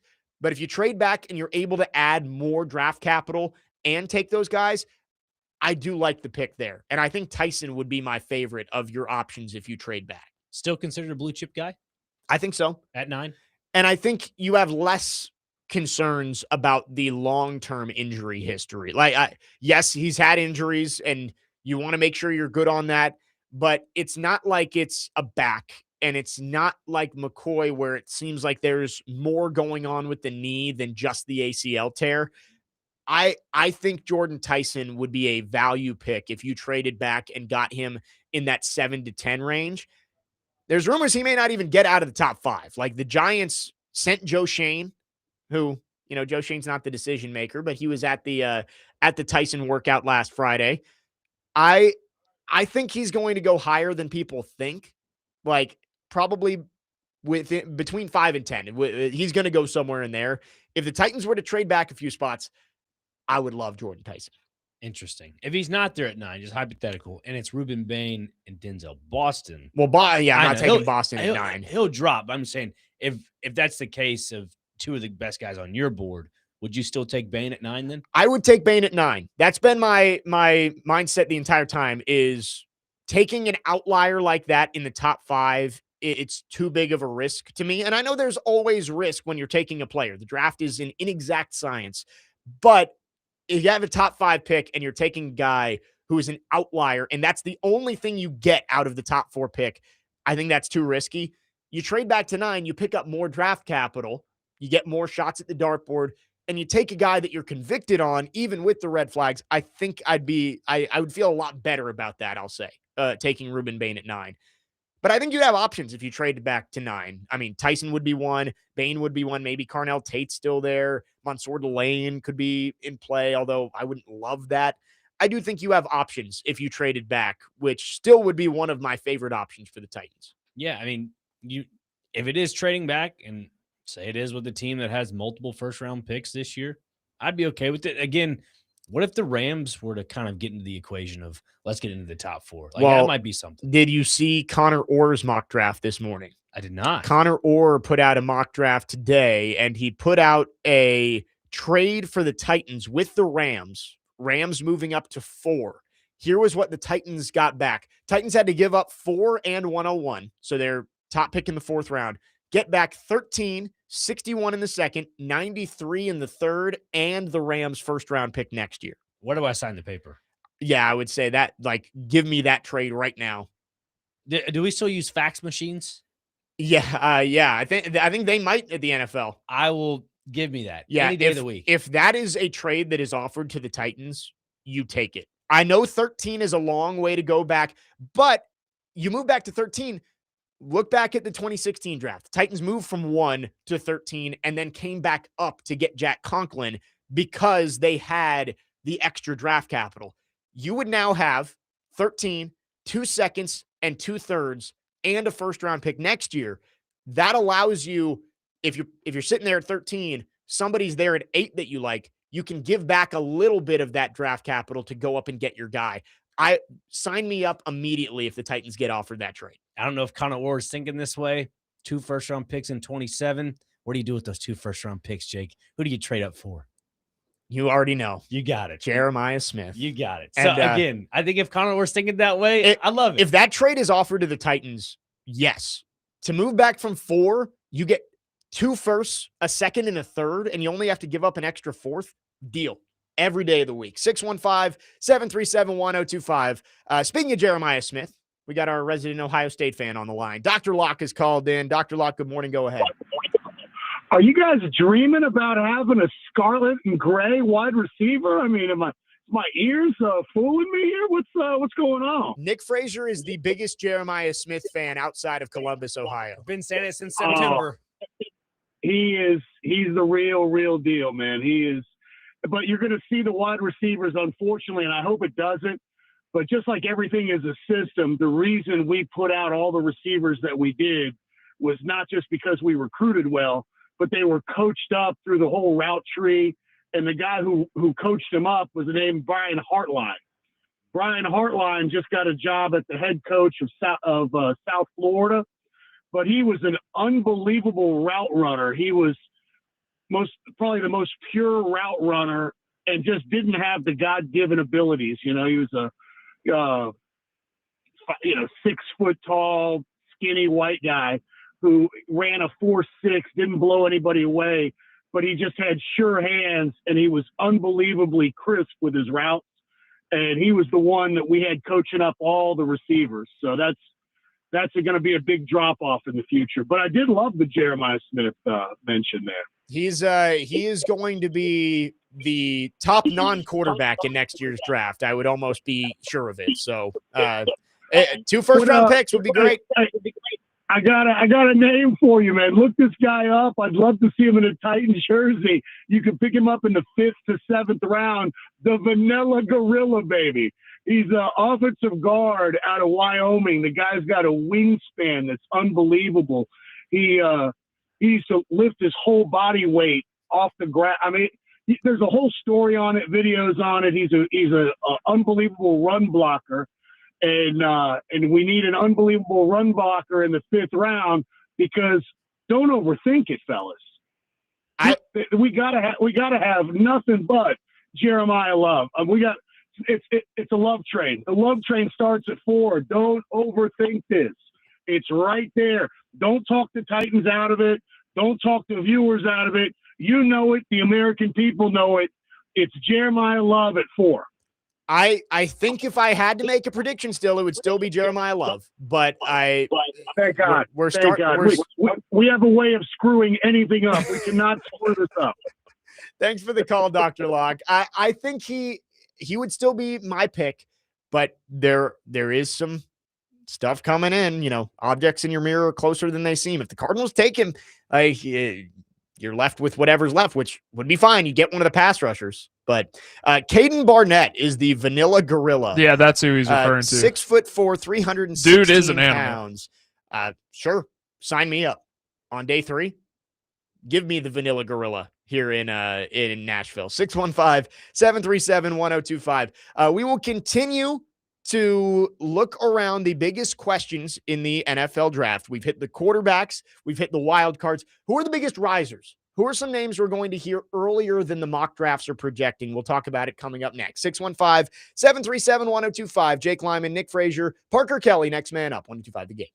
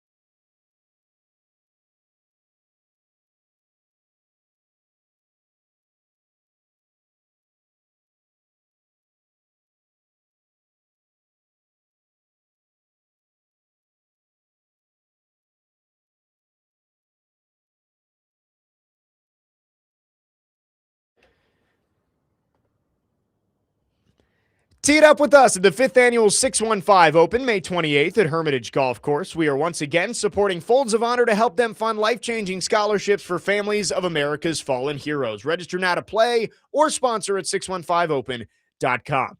Jake Lyman, Nick Frazier, Parker Kelly, next man up, 1025 The Game, going through the biggest questions with 2 days to go until the NFL draft. We went through the quarterback class, Ty Simpson, probably the biggest question mark there. Some of our wild card players, Jordan Tyson, Ruben Bain, Jermod McCoy. I want to talk about some of the biggest risers on draft night. And I do think the left tackles are going to be the ones that we see go higher than expected. Maui Noah and Fano are not true stereotypical left tackles. They'll still go high. I do think we are going to hear Caden Proctor's name and Monroe Freeling's name higher than maybe some of the mock drafts have them right now. Yeah, I wonder about the Freeling, Monroe Freeling, because I think the only hesitation I would have is just that lack of starting production for him. I think that's the one thing a lot of teams would probably hone in on. And again, it's the draft. So if you're getting a guy that's potentially a second round, maybe going to be a first round guy, you look at the intangibles, kind of like we were talking about earlier with Arvell Reese and David Bailey, just Sonny Styles. They all have the stature to be those really good players. That's the same thing for Freeling right now. He's got the size. He has everything you need in an offensive tackle. Just wonder if the starting capability is there yet, you know? Freeling to the Lions has a lot of smoke. That's kind of been the landing spot I've seen for him.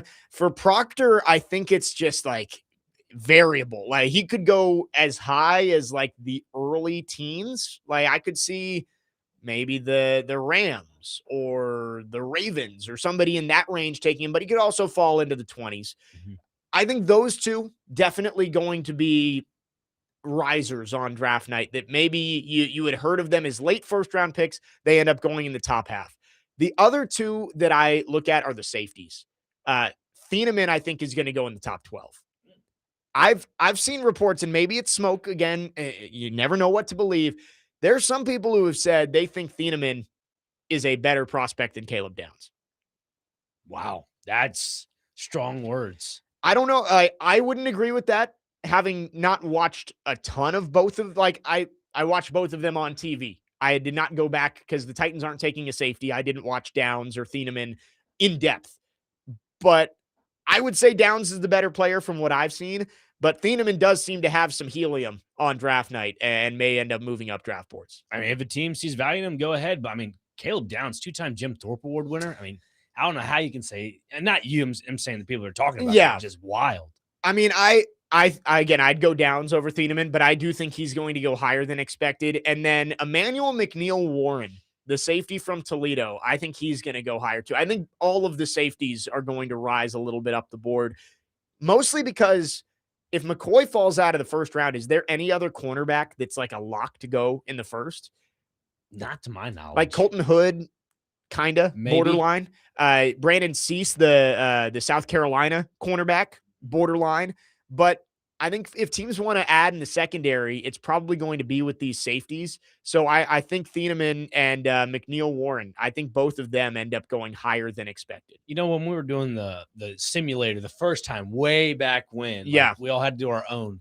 That was one of those cornerbacks that I grabbed, not just because, you know, it was the best on the board. His size, man, he's 6'3". Yeah. That is a massive player. Yeah, that's a big boy who can, I mean, he can impact a team in a lot of different ways. You can bring him down the box. You can have him playing the nickel. Like, so I think you're going to see safeties and left tackles would be the two positions I look at and say they might go a little bit earlier than you would expect. But again, it's the NFL draft. So there's always surprises of players who go a little bit higher than the mock drafts have them. Like you could include Blake Miller in that left tackle conversation of a guy who goes higher. He's 6'7", 317 pounds. Akeem Messidor is kind of a wild card too, of like, how do people view his age? If there's a team that isn't worried about it and says, we want to win now. Like, I don't know if the Rams are going to be looking at edge. You know, they've spent some resources there, but that's a team that's picking in the top 15 because they made the trade with the Falcons last year that led to James Pierce Jr. being picked. Messidor is a win now move for them. That's a mature, he's 25. Like you could plug and play him and he's ready to go. A team like that may feel better about it, opposed to the Jets, who may rather bank on a younger player who has more room to grow. Yeah, and again, you see the Jets. You're right. That is a place where you probably need a little more room to grow. But being 25, and it kind of goes back to the college football conversation just for a quick second of like how much is too long for these guys with the NIL. Yeah. Like I feel like some of these players are they're in the incubator a little too much. Yeah. So you wonder if even though they're ready, maybe they should have came out last year rather than this year. Well, that is the question. Is sure you had Akeem Messidor. You were dominant this year. Him and Bain wrecked game plans. Why didn't you do it when you were 22? Right. Like all these guys you're playing against are 20, 21, 22. You're 24, 25 now. Why did it take you becoming a grown man to beat up on these college kids rather than doing it from the start where you would have been a first-round pick 2 years ago? That's the question teams have to say is like, are you really a first-round level talent, or did you look like it because you were 3 years older than the guys you were playing against? I think that second part plays a little bit more value than the I'm doing really good at this Right. level. I still think he's a first-round pick, but I do understand the concerns about that with Messidor, who is already 25 years old. Yeah, and then you mentioned Ruben Bain there. Like, if teams say the Titans were to trade back with the Chiefs at 9, I would, like you mentioned with the wide receiver, feel more comfortable grabbing him at 9. Yeah. Jordan Tyson. Same situation for Ruben Bain because of that age factor. Right. Feel a little more comfortable as a top 10 player, but at an age 25, you're ready to go. Right. I would agree with that. 615-737-1025 is the phone number. We will take your texts and calls on the draft. I got one more question, big overarching question about the draft. Trades. What's it going to look like? The chaos on Thursday night. We'll get into that. And then again at 11 a.m., it is the third annual Titans draft simulation. And this is not us going into the ESPN mock draft simulator and rolling through. I'm sure we'll do that leading up to Thursday as well. We are going to put 8 minutes on the clock. Nick Frazier and Parker Kelly are going to step into the war room and have to make decisions about what the Titans will do it for. That's coming up at 11. We'll wrap up this hour coming up next. 615-737-1025. Jake Lyman, Nick Frazier, Parker Kelly. Next man up, 1025 The Game.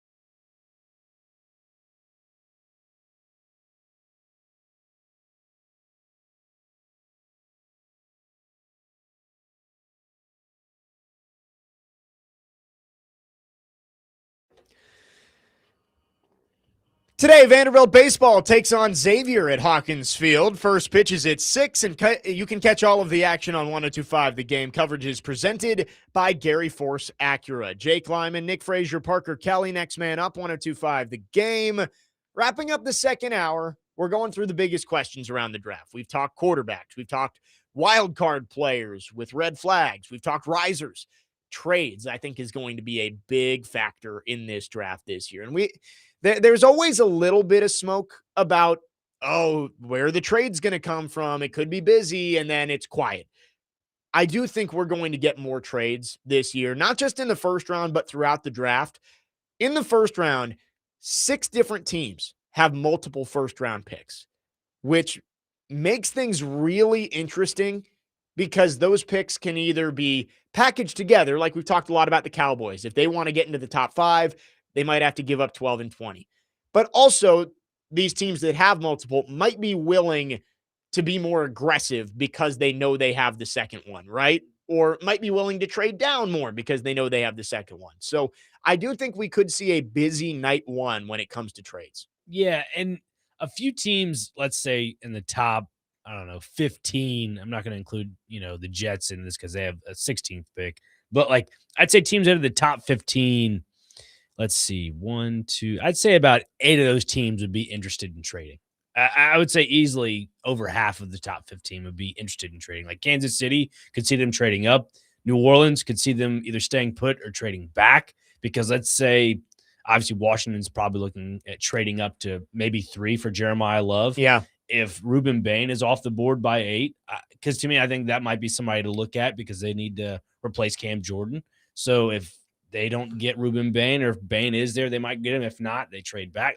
There is a lot of different scenarios. And you mentioned again with teams with multiple first-round picks, the Giants having at 10 and 5, you wonder if with that, like you mentioned, that second pick, they can trade back a little bit. Yeah. That's my thing. I think the Giants sit in the best scenario for this year's draft because they could go grab their edge rusher of the future if they want. Or if Jeremiah Love does fall after 4, I doubt that because the Titans probably going to grab him if he's there. You could, trade that 10th pick and drop back. So I think it'd be huge for them. I agree with you. I think the Giants are really well set up because if they do, let's say they love Sonny Styles at 5. That's been the rumor all along.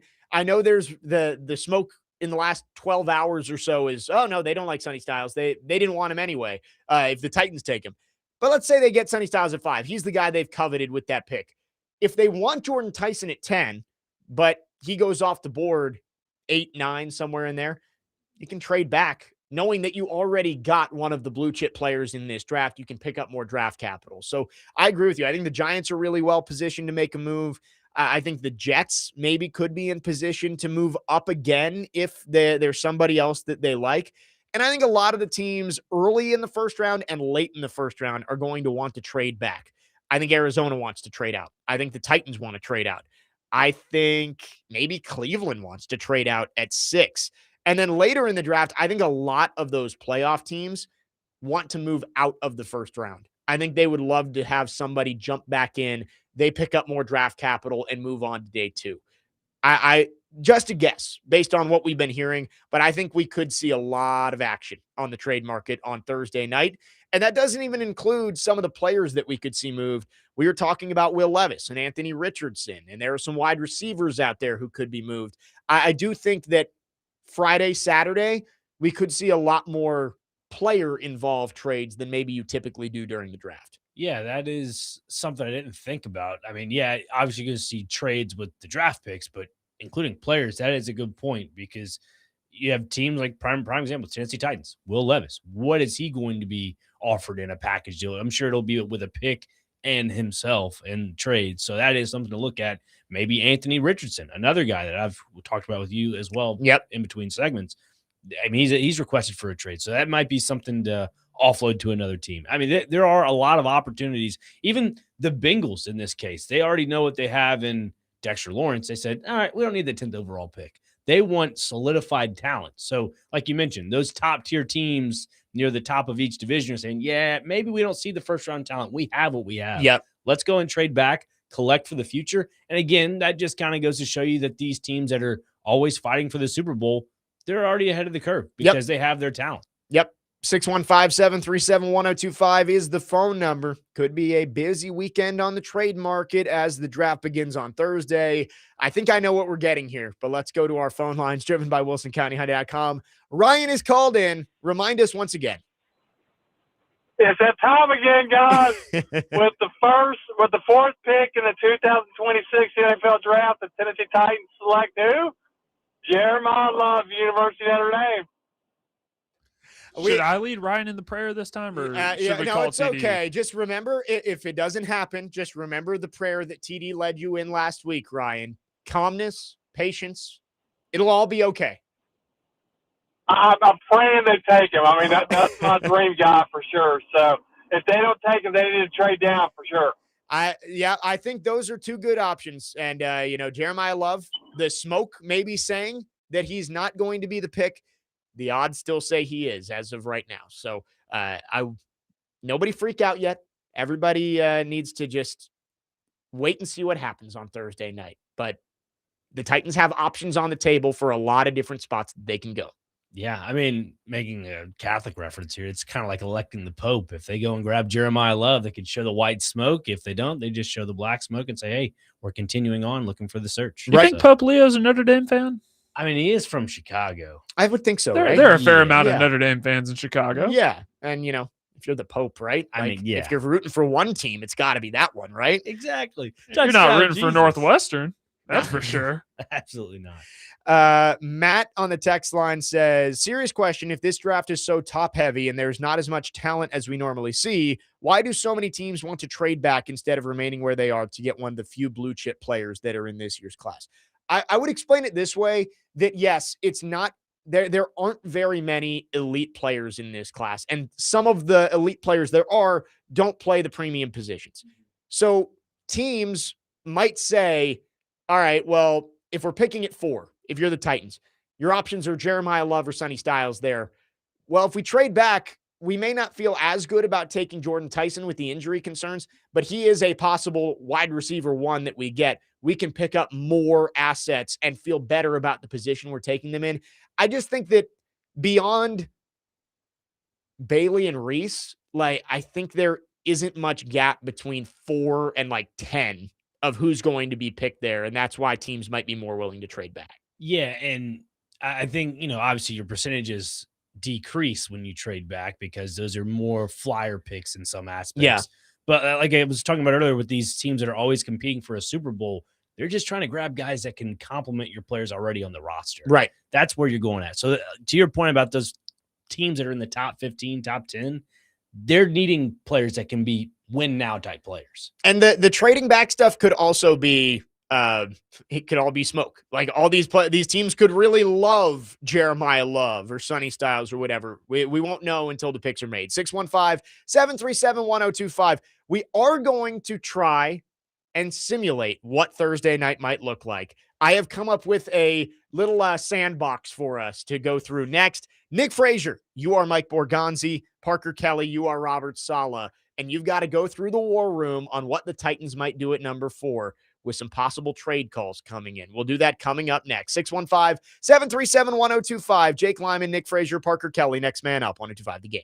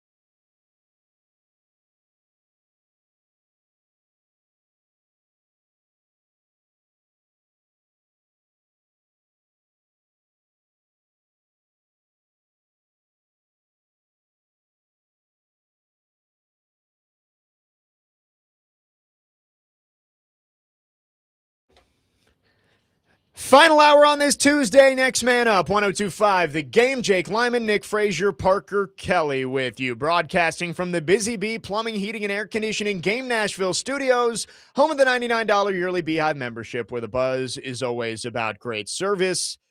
It may be Tuesday at 11 a.m. of draft week, but we're going to transport ourselves forward. It is now 7:33 on Thursday night.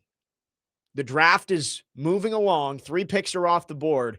Roger Goodell has just put the Tennessee Titans on the clock. Nick Frazier, you are now Mike Borgonzi. You are the general manager. The pick is yours, but you will have the advice of your new head coach, Robert Saleh, which is Parker Kelly behind the glass, to make this selection.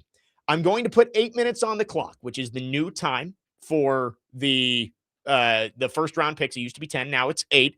You guys are going to have 8 minutes to make a decision on what the Titans should do.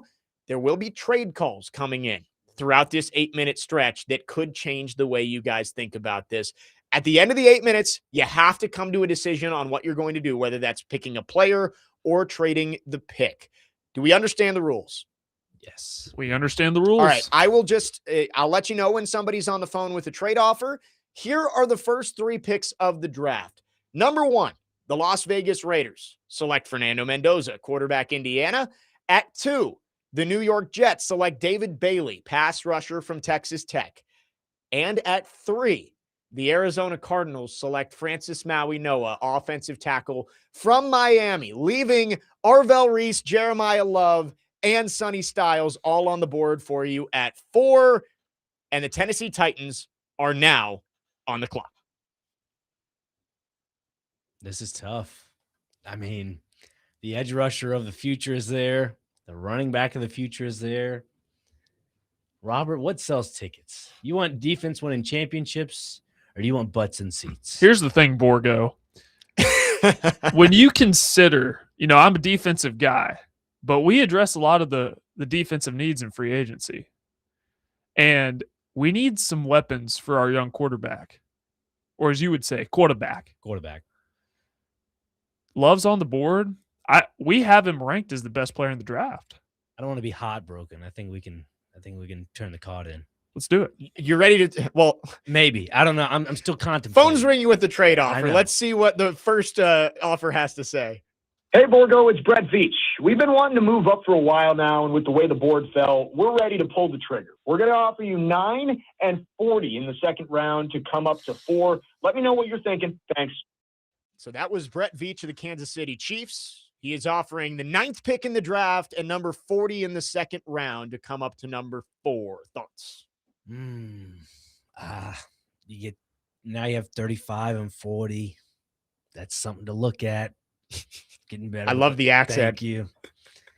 Well, 9. you remember our discussions with Chad Brinker, last week. He wants more picks in the top 100.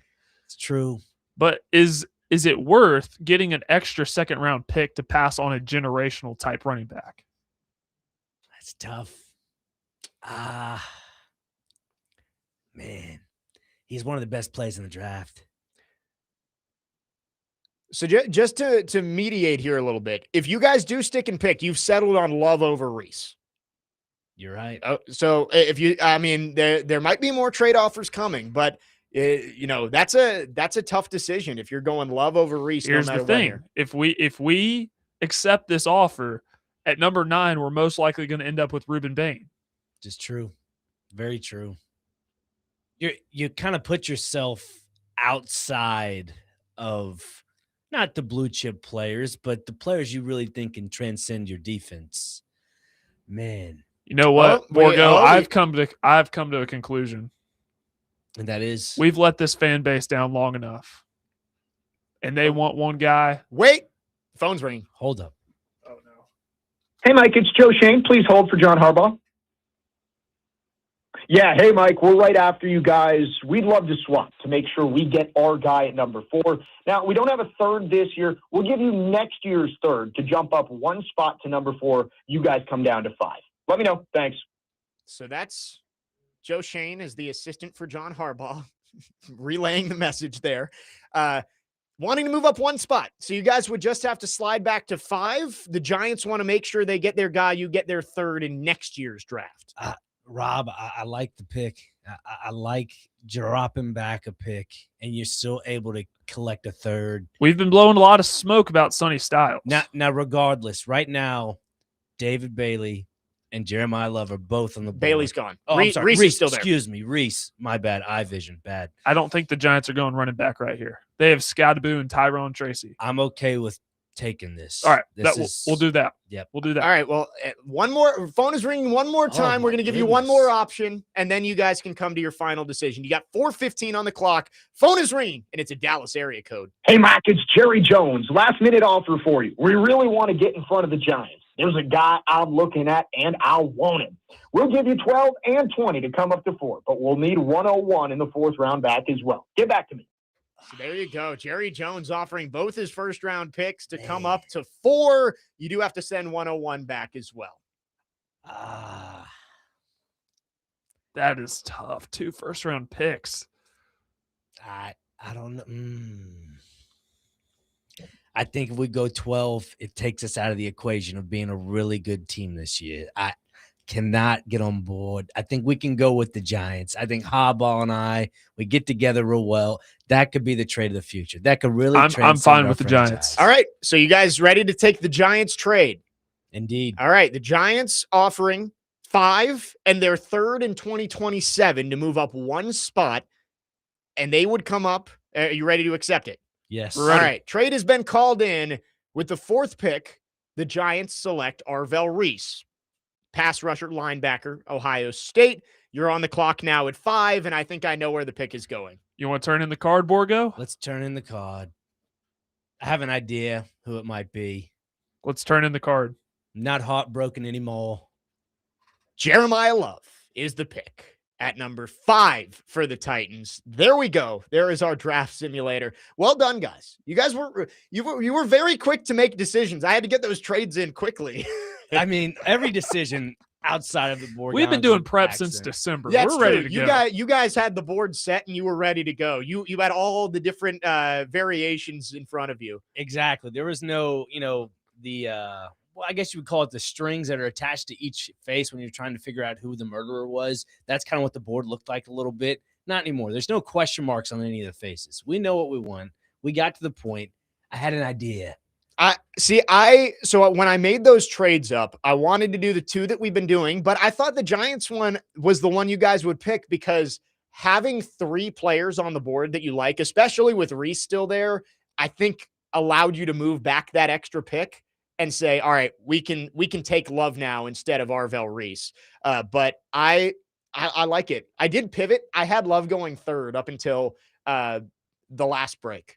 I did like that pivot. I think it really made things interesting, especially you talk about that Giants trade, because again, being in the top 10 is fantastic for this draft. Yeah. And just dropping one spot, still collecting a 3rd, you're not out of the equation. I think that was the big thing for me, and obviously probably for Parker, is you're still getting a franchise player that can help you this year and the rest of the years to come. Well, I figured Reese versus Love would cause a little more conversation than you guys had. You're just like, nope, we want Jeremiah Love. Send in the card. Again, We're convicted, Jake. We're convicted.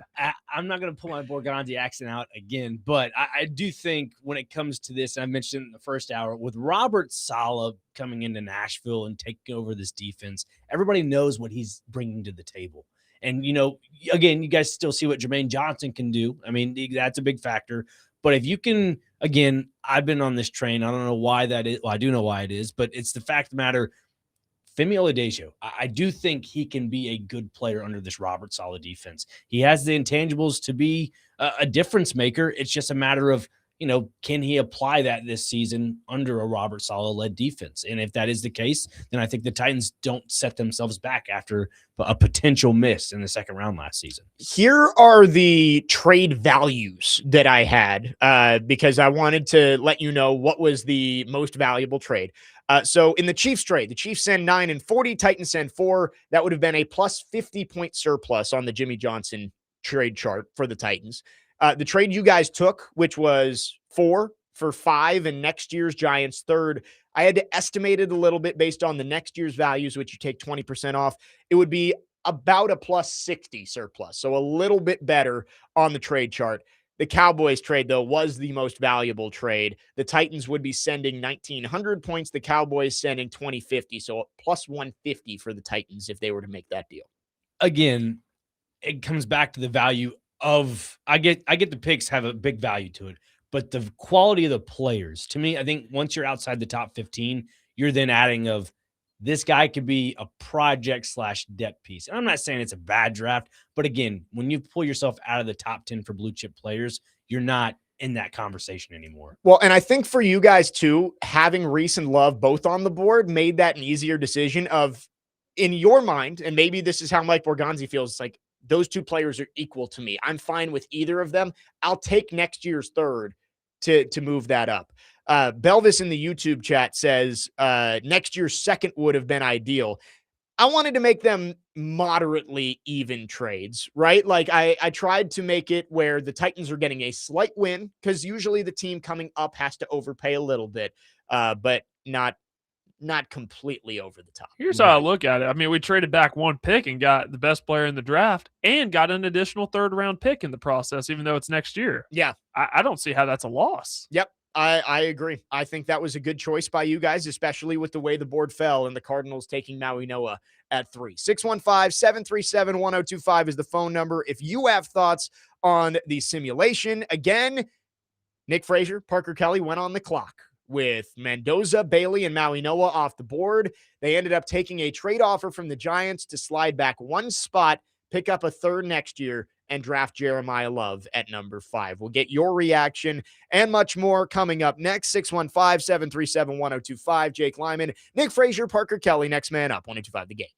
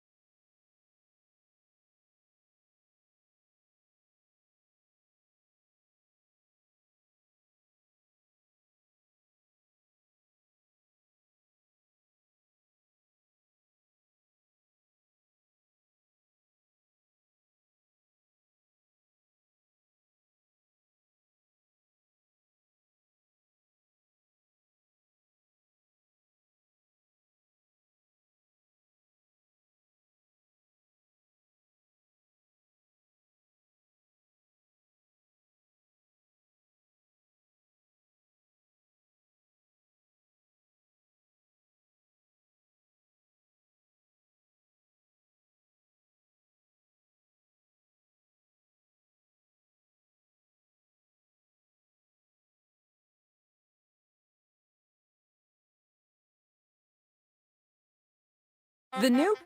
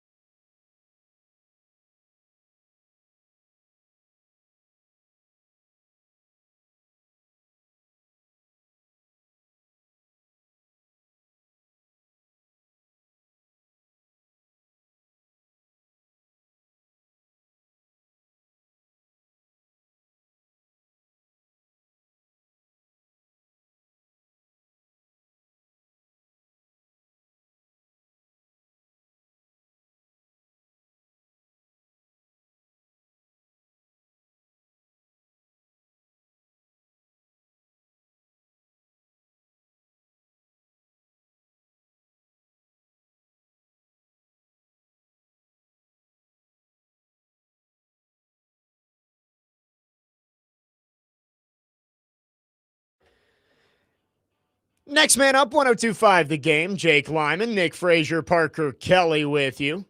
Just did our draft simulation. Put Nick and Parker on the clock. The situation was Fernando Mendoza, David Bailey, Francis Maui Noah were off the board, and they had to make a decision. Would they stick and pick a player? Would they take some of the trade offers that came in? They decided to go with a trade offer from the Giants, moving back just one spot, picking up a third in next year's draft, and still selecting Jeremiah Love with the 5th overall pick. I really think that was it was a good decision from you guys, especially with what was on the board. And maybe it is realistic considering the Giants at 5 may not want to risk, considering the Cowboys they made an offer to come up to. The Cowboys leapfrogging them for a player that they really covet, like an Arvell Reese. And again, for the Cowboys' sake, in their shoes, even if they were to, trade up, they would get out of their own issue because they're not in the sweepstakes of blue chip players at 12 and 20. 12, you might get a fringe blue chip player, but at 20, you're grabbing a guy that can kind of help, propel you into a different tax bracket when it comes to getting to be good, Right. on your roster. They just don't have that right now. Their defense is kind of depleted. I mean, they don't have Trayvon Diggs anymore. They don't have a Micah Parsons anymore. They're having to really pick and choose players to bring back into their defense. They're having to kind of not tear it down to the studs, but you're still having to try to figure out who to bring in. And they just don't have that. And it makes me wonder about the scouting department with Dallas because air quotes, they're America's team. Like you want to make sure they have a good product. They're on every holiday. And if you can't seem to get a good product out there, they're going to turn to the Miami Dolphins really quick. Yes. And the Cowboys, I think, realize like Pickens probably only going to be around for a year. Like, I don't think they're going to sign him to a long-term deal, especially with what they're paying CD and what they're paying Dak. And I think this is a go for it year for Dallas. If every year isn't a go for it year, this one certainly is. And maybe they do want to trade up and go make a play. The Giants wall them off there as they try and turn things around as well. Trevor on the text line asked, what would the Jimmy Johnson chart say on the Rams trade that Connor Orr suggested for Sports Illustrated this morning? It would be a big win for the Titans. If I'm doing my math correctly, the Titans would be giving up 1,896 points, so right around 1,900.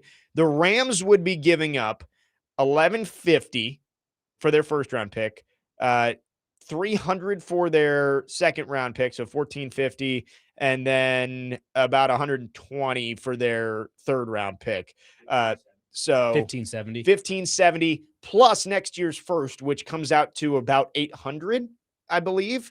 Okay. So 2370 versus 1,900. So that's plus 470. Yeah, it's like a 20% win on the Jimmy Johnson trade chart. So that would be a huge win for the Titans if they got a trade of that caliber.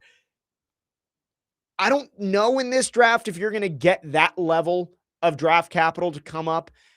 I think Arvell Reese or David Bailey being on the board would be where you'd get the best trade offers. And I still say, like, if one of those guys is on the board, you might want to consider taking him anyway, especially if it's David Bailey. I think you just run to the podium and take him. But I do understand that, like, with Reese on the board, you might get a little bit more than the slight wins that I projected in that simulation. Yeah, and to the point of Connor Orr's little prediction, not prediction, but his just trade option, I don't know if the Rams would do something like that, primarily because Sean McVay's not been known to give up that much capital.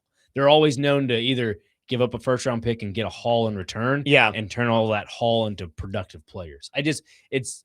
It makes me wonder if they're really buying into the Matthew Stafford equation of things. Yeah, unless there's one player that the Rams think is the missing piece to a Super Bowl run this year, I don't think they'll trade up. What would you say would be a missing piece for them? Because they have the running back, they have the wide receivers, multiple. Right. I don't know where they'd go missing. Well, yeah, because like Kyron Williams and Blake Corum, like they're good running backs. They're not great running backs, but they're good running backs. Yep. The trade in the Monday morning quarterback that Connor Orr had was for Jeremiah Love. Like that was what they came up to go get. Maybe they believe that if you have Love, Devontae Adams, Puka Nacua, all around Matthew Stafford, like that makes you a Super Bowl caliber offense and you already like the defense that you have. I don't know, but I don't see that trade being super realistic. But if that was offered to Mike Borgonzi, that exact trade, I would hope he would take it. Yeah, like I said, if the fax machines are still around for NFL draft, you make sure that bad boy has enough ink in it. You make sure everything's working, and you fax that bad boy to him. Ryan in Florida on the text line says, do the Titans trade back into the first on Thursday? I wouldn't completely count it out, but I would be skeptical. Like, I think a situation where I could see them trading back into the first would be, let's say they go defense at 4. Bailey or Reese falls to 4. Maybe they go Sonny Styles. They go defense at 4. If there's a wide receiver that they've had their eyes on, whether that's Omar Cooper or Casey Concepcion or Denzel Boston, one of those guys who's projected to go late in the first round, I could see the Titans making a move to go up. I just think with the way this team is built right now and where you are in the stage of this rebuild, giving up draft capital isn't in the Titans' best interest. If they're going to trade, I would hope it would be to trade down early. Later on, sure, if there's a guy you see on the board that you covet, like last year, Alec Iamaner was on the board, and they moved up in one of the stupidest trades the Ravens have, any team has ever made with the Ravens. The Titans moved up and got Alec Iamaner. Like, that makes a ton of sense.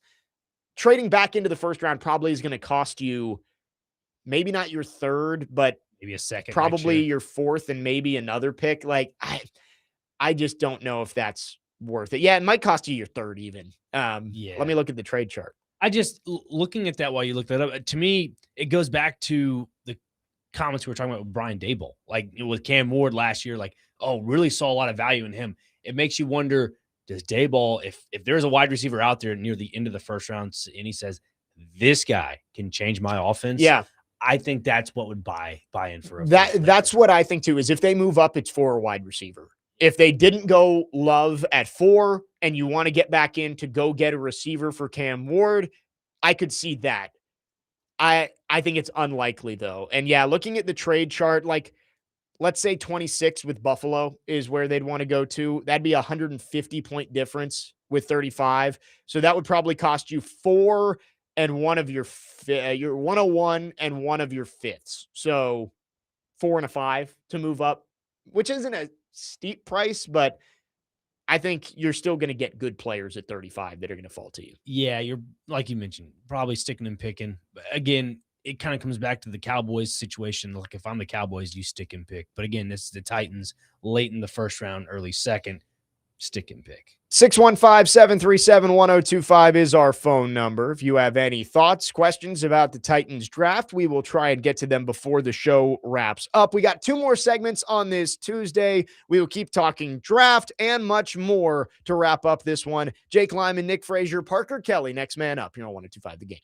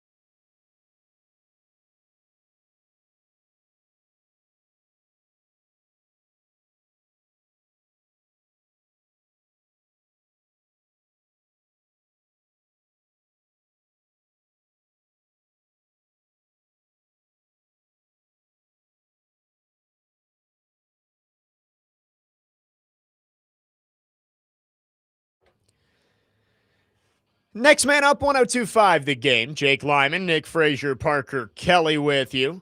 Couple more segments on this Tuesday of draft week. Been a fun show today. Lots of draft talk. We did our draft simulation earlier this hour. Go back and listen to that on the podcast. If you missed it, we put Nick and Parker into the war room. They had to make a call. I thought it ended up being the right one. Traded back one spot with the Giants and still got Jeremiah Love. So went hot broken. Yeah, not hot broken. Not hot broken. Nashville rejoices as Jeremiah Love puts on his Titans uniform on stage with Roger Goodell.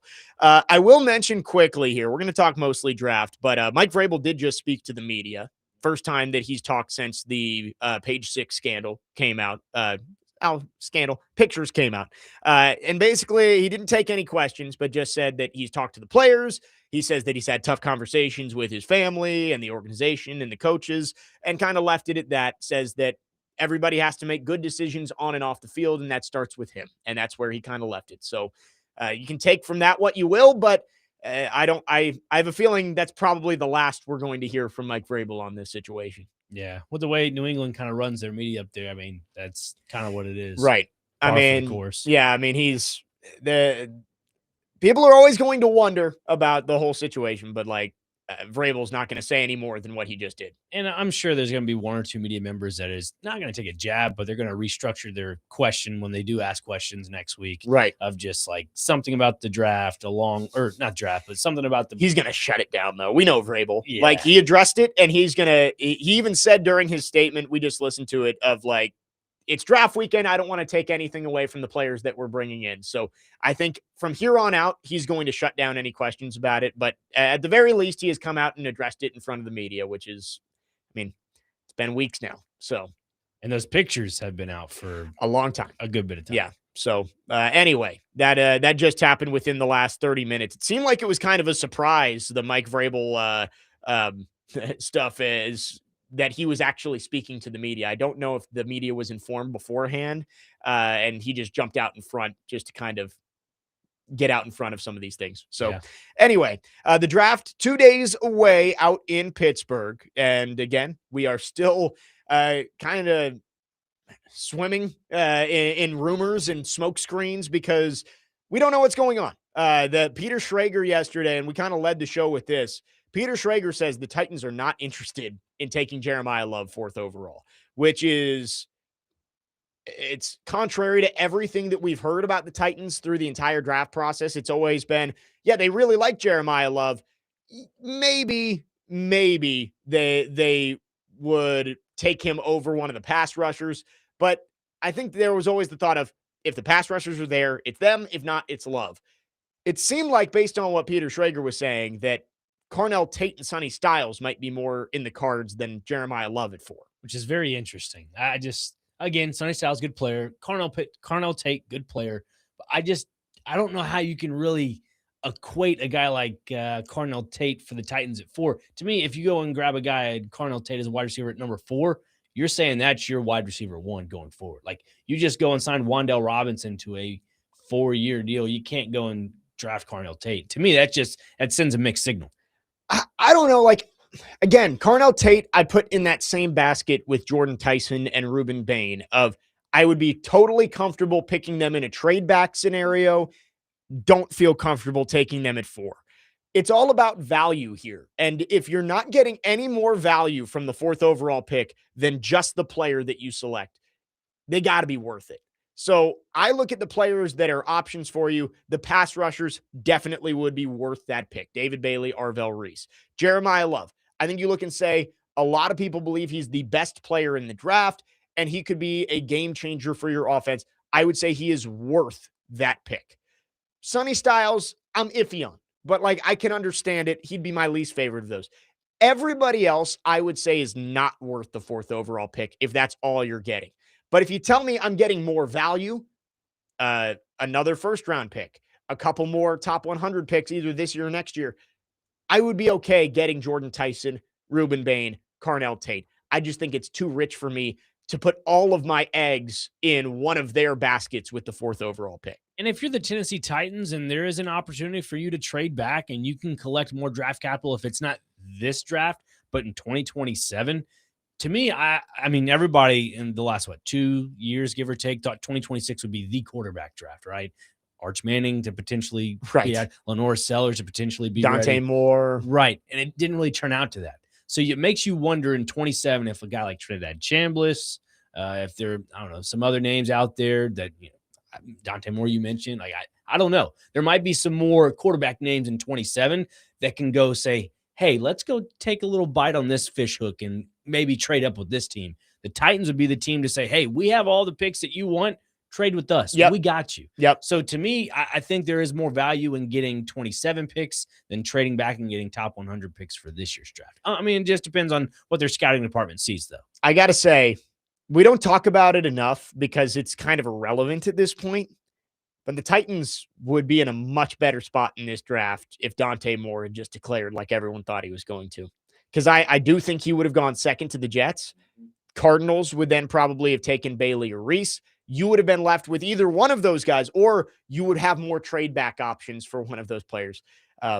Dante Moore deciding to go back to old Uncle Phil Knight at Oregon. It changed the way that this draft is going to play out, especially in the top 10. Yeah, and I know people are probably tired of me saying this about the whole Jeremiah Smith thing, but again, you look at those quarterbacks, Jake, not Dante Moore and Trinidad Chambliss, that then increases the odds for a team like Tennessee Titans to grab a premium wide receiver position. Well, right, but we say that, and I remember we had a whole segment, and you might have been on the show that day, I forget who it was, about at the beginning of the year, there are 5 quarterbacks that all look like they're going to be high-level picks. We were talking about and Mendoza wasn't even one of them. Yeah. It was Nussmeier, it was Sellers, Manning, Klubnik, and then I'm blanking on the last one. Was it Dante Moore? It might have been Dante. I think it Moore. was Dante Moore. But we were talking about all of those players as, oh man, there's going to be a lot of quarterbacks up top. If the Titans have a good pick, they could trade out of it. And Fernando Mendoza, the only one who is guaranteed to go in the first round. So we say 2027. There's more quarterbacks in 2027. You just never know. You never know what the quarterback class is going to look like. I know it's a little off topic for a second, but like we've talked earlier in the show about the NIL and how that's affected some of the draft, stock. Yeah. Also affected how teams value the draft. Do you think the NFL or NFLPA gets involved with some of this NIL stuff to kind of equal out the draft so they don't have to make these tough decisions anymore? I don't know. Like, you do look at some of that and say, yeah, guys are clearly staying in college longer because they're making money. But I think you also look at like Ty Simpson and Quinn Ewers. Both of them had multi-million-dollar offers to go back to college, at least has been reported, and they still decided to go to the NFL. So I do think that there is, it is keeping players in college more, but it's not to the point where you're missing out on a whole lot of talent in draft eligible years. I don't know.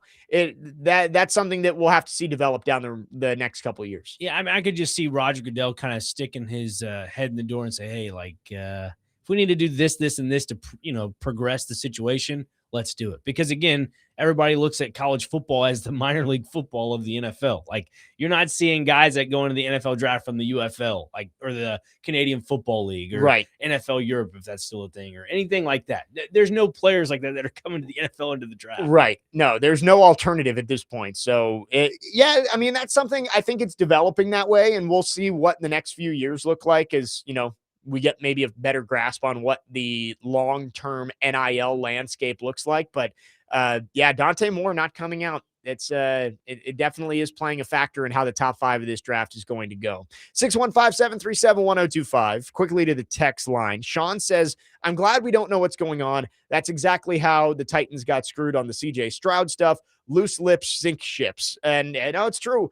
I think the 3 teams that kind of control this draft, Jets, Cardinals, Titans, have done a really nice job of keeping everybody on their toes because no one really knows what those 3 teams are going to do. For the Jets, it's one of 2 players. For the Cardinals, they're kind of all over the place. Same thing with the Titans. So those teams have done a nice job of not letting too much get out there of what they're going to do. Yeah, and we've talked about the Ruben Baines slipping in the draft. When this whole thing started, talking about going back to the combine, when players were talking at the podium, I thought it was real interesting you mentioned Jets there. Like, the New York Jets were the only franchise to just have a live feed of Ruben Baines press conference. Yeah. And at the beginning of all this, it was like, oh, Ruben Baines this, Ruben Baines that. And now to see his stock kind of dwindle down a little bit because of all the off the field stuff, along with, just the value of other players that have better intangibles. I think it's genius because, like you said, loose lips, they sink ships. And for the Titans not to really be saying anything, kudos to them. Yeah, Titans have done a good job keeping most of their thoughts under wraps. Ricky says, hope the Cowboys trade with us 12-20 for 4-35. Let's see. What would the math look like on that? 12-20 adds up to 2050, and 4-35 is 2350. Yeah, Titans should not do that trade. Right. But you may have to give up 66. 35 would be steep for the Titans, especially being the team that's trading back. Yeah, and we all know what this team's had some issues with third round picks. Like they have been without one, and it's kind of hindered them into progressing as a franchise. That's true. The last 2 years, they've gone into the draft without a third round pick. Thank you, Will Levis and L'Jarius Sneed. But they go into this year's draft with their own third round pick for the first time in 3 years. 615-737-1025. We got one more segment left on this Tuesday. We will wrap up the show after this. Jake Lyman, Nick Frazier, Parker Kelly, next man up here on 1025 The Game.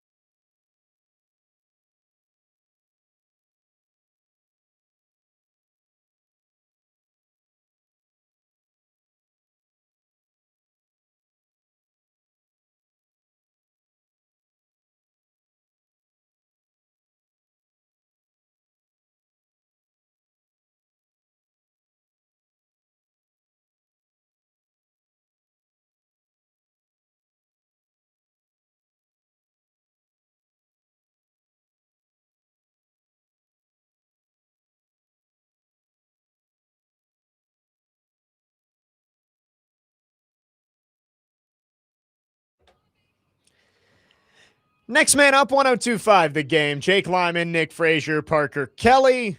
Final segment on this Tuesday. Chasing Big Joe coming up at the top of the hour. Gotta say, this is not my favorite Ella song. Same here. Not a fan of this one. Not a fan. Yeah.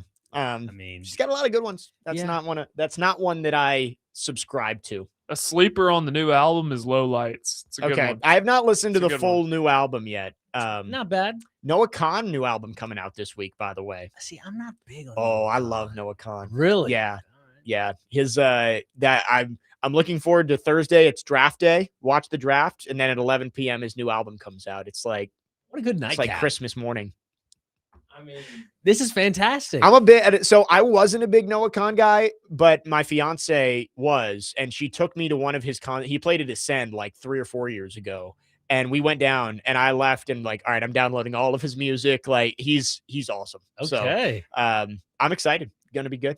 Noah Khan. All right, I'm gonna get into that then. It's I mean, it's like it's folksy music, but like it's good. It's good. You'll enjoy it. I'm sure you've heard more songs from him than you would think. Probably like the one-hit wonders. Or Well, whatever they like are. Stick Season is the big one that is the most popular, but like there are a ton of other songs that I'm sure you've heard and just didn't know it was Noah Khan. Sounds about right. Anyway, wrapping up the show, we've talked draft pretty much all day long. Actually, we have talked draft the whole show, which is great. I love it. It's draft week. It's what Nashville deserves. All draft all the time on Next Man Up. Keegan texted in, love the War Room bit. If the Giants call, we better get Calvin Austin just because we feel like it. And speaking of draft day references, we've been talking about it for months. Tomorrow, draft day, rewatch day. I'm trying to get as many people around Nashville. Rewatch draft day tomorrow. It gets you in the draft mode heading into Thursday. And in honor of that, tomorrow, we are going to make our Post-it note predictions. This does not have to be the first round pick. I'll say that before we get into it tomorrow. Just something that you think has to happen no matter what. And we'll do that tomorrow. Corey Curtis, the plan is to have him join later in the show live from Pittsburgh. So that will be cool. He's out there covering the draft. So we will get his insights after talking with some of the players, some of the analysts out there. So going to be a fun show tomorrow as we continue to just inch closer to draft day. It's almost here. I mean, it's like every day this week feels like it's taken a little bit longer, but we're almost there. 2 more days and the NFL draft will finally be here. Can't wait. I really can't wait. Like, this is going to be great. I was talking to Chase yesterday about it. I'm like, it's just like you mentioned Christmas morning with Noah Khan at 11 p.m. be the nightcap. I'm like, this is Christmas for every football fan on planet Earth. I always will contend that the draft is one of the best sporting events of the year. The unpredictability is always part of it. Getting new players for your team, like for girls love to go shopping. I'm not a huge shopping guy, but I love when my favorite football team gets a new player. Like it feels like it's a new toy that you've got. Yeah. Right? Like I think that's why I gravitate towards the draft. And it's also nice because it gets all 32 fan bases together. Like when you're watching NFL Sundays, people are, maybe some people watching Red Zone, a lot of people watching their own games, and it's like, oh, you're catching up on other games through Twitter. But everybody, the whole NFL world converges on one stage. And I think that's great. I think it's awesome. It brings everybody together. You know, it'd be cool if there was a giant group chat of all the general managers or maybe all the owners. And on draft night, there just is a banter between each one of them of like, oh, you picked that guy. That sucks. That'd Right. be pretty hilarious. Well, and I love like the behind the scenes war room stuff too. Like the Giants, there was the video of Joe Shane calling Mike Borgonzi while they were on the clock at 1 last year. Just like, hey, wanted to give it one more try to try and get Cam Ward. Like I think there's so much that goes into it and it all culminates in draft night. I think it's the best. And I just can't wait. We are 2 more days away. And tomorrow it'll be almost all draft again. I mean, just gearing up for Pittsburgh. What we think we know now could be completely different 24 hours from now. And that's where we are at this point in the draft. Everybody's playing the game within the game. Like Mike Borgonzi said, one smoke screen comes out from Arizona. The Titans are fighting smoke with smoke.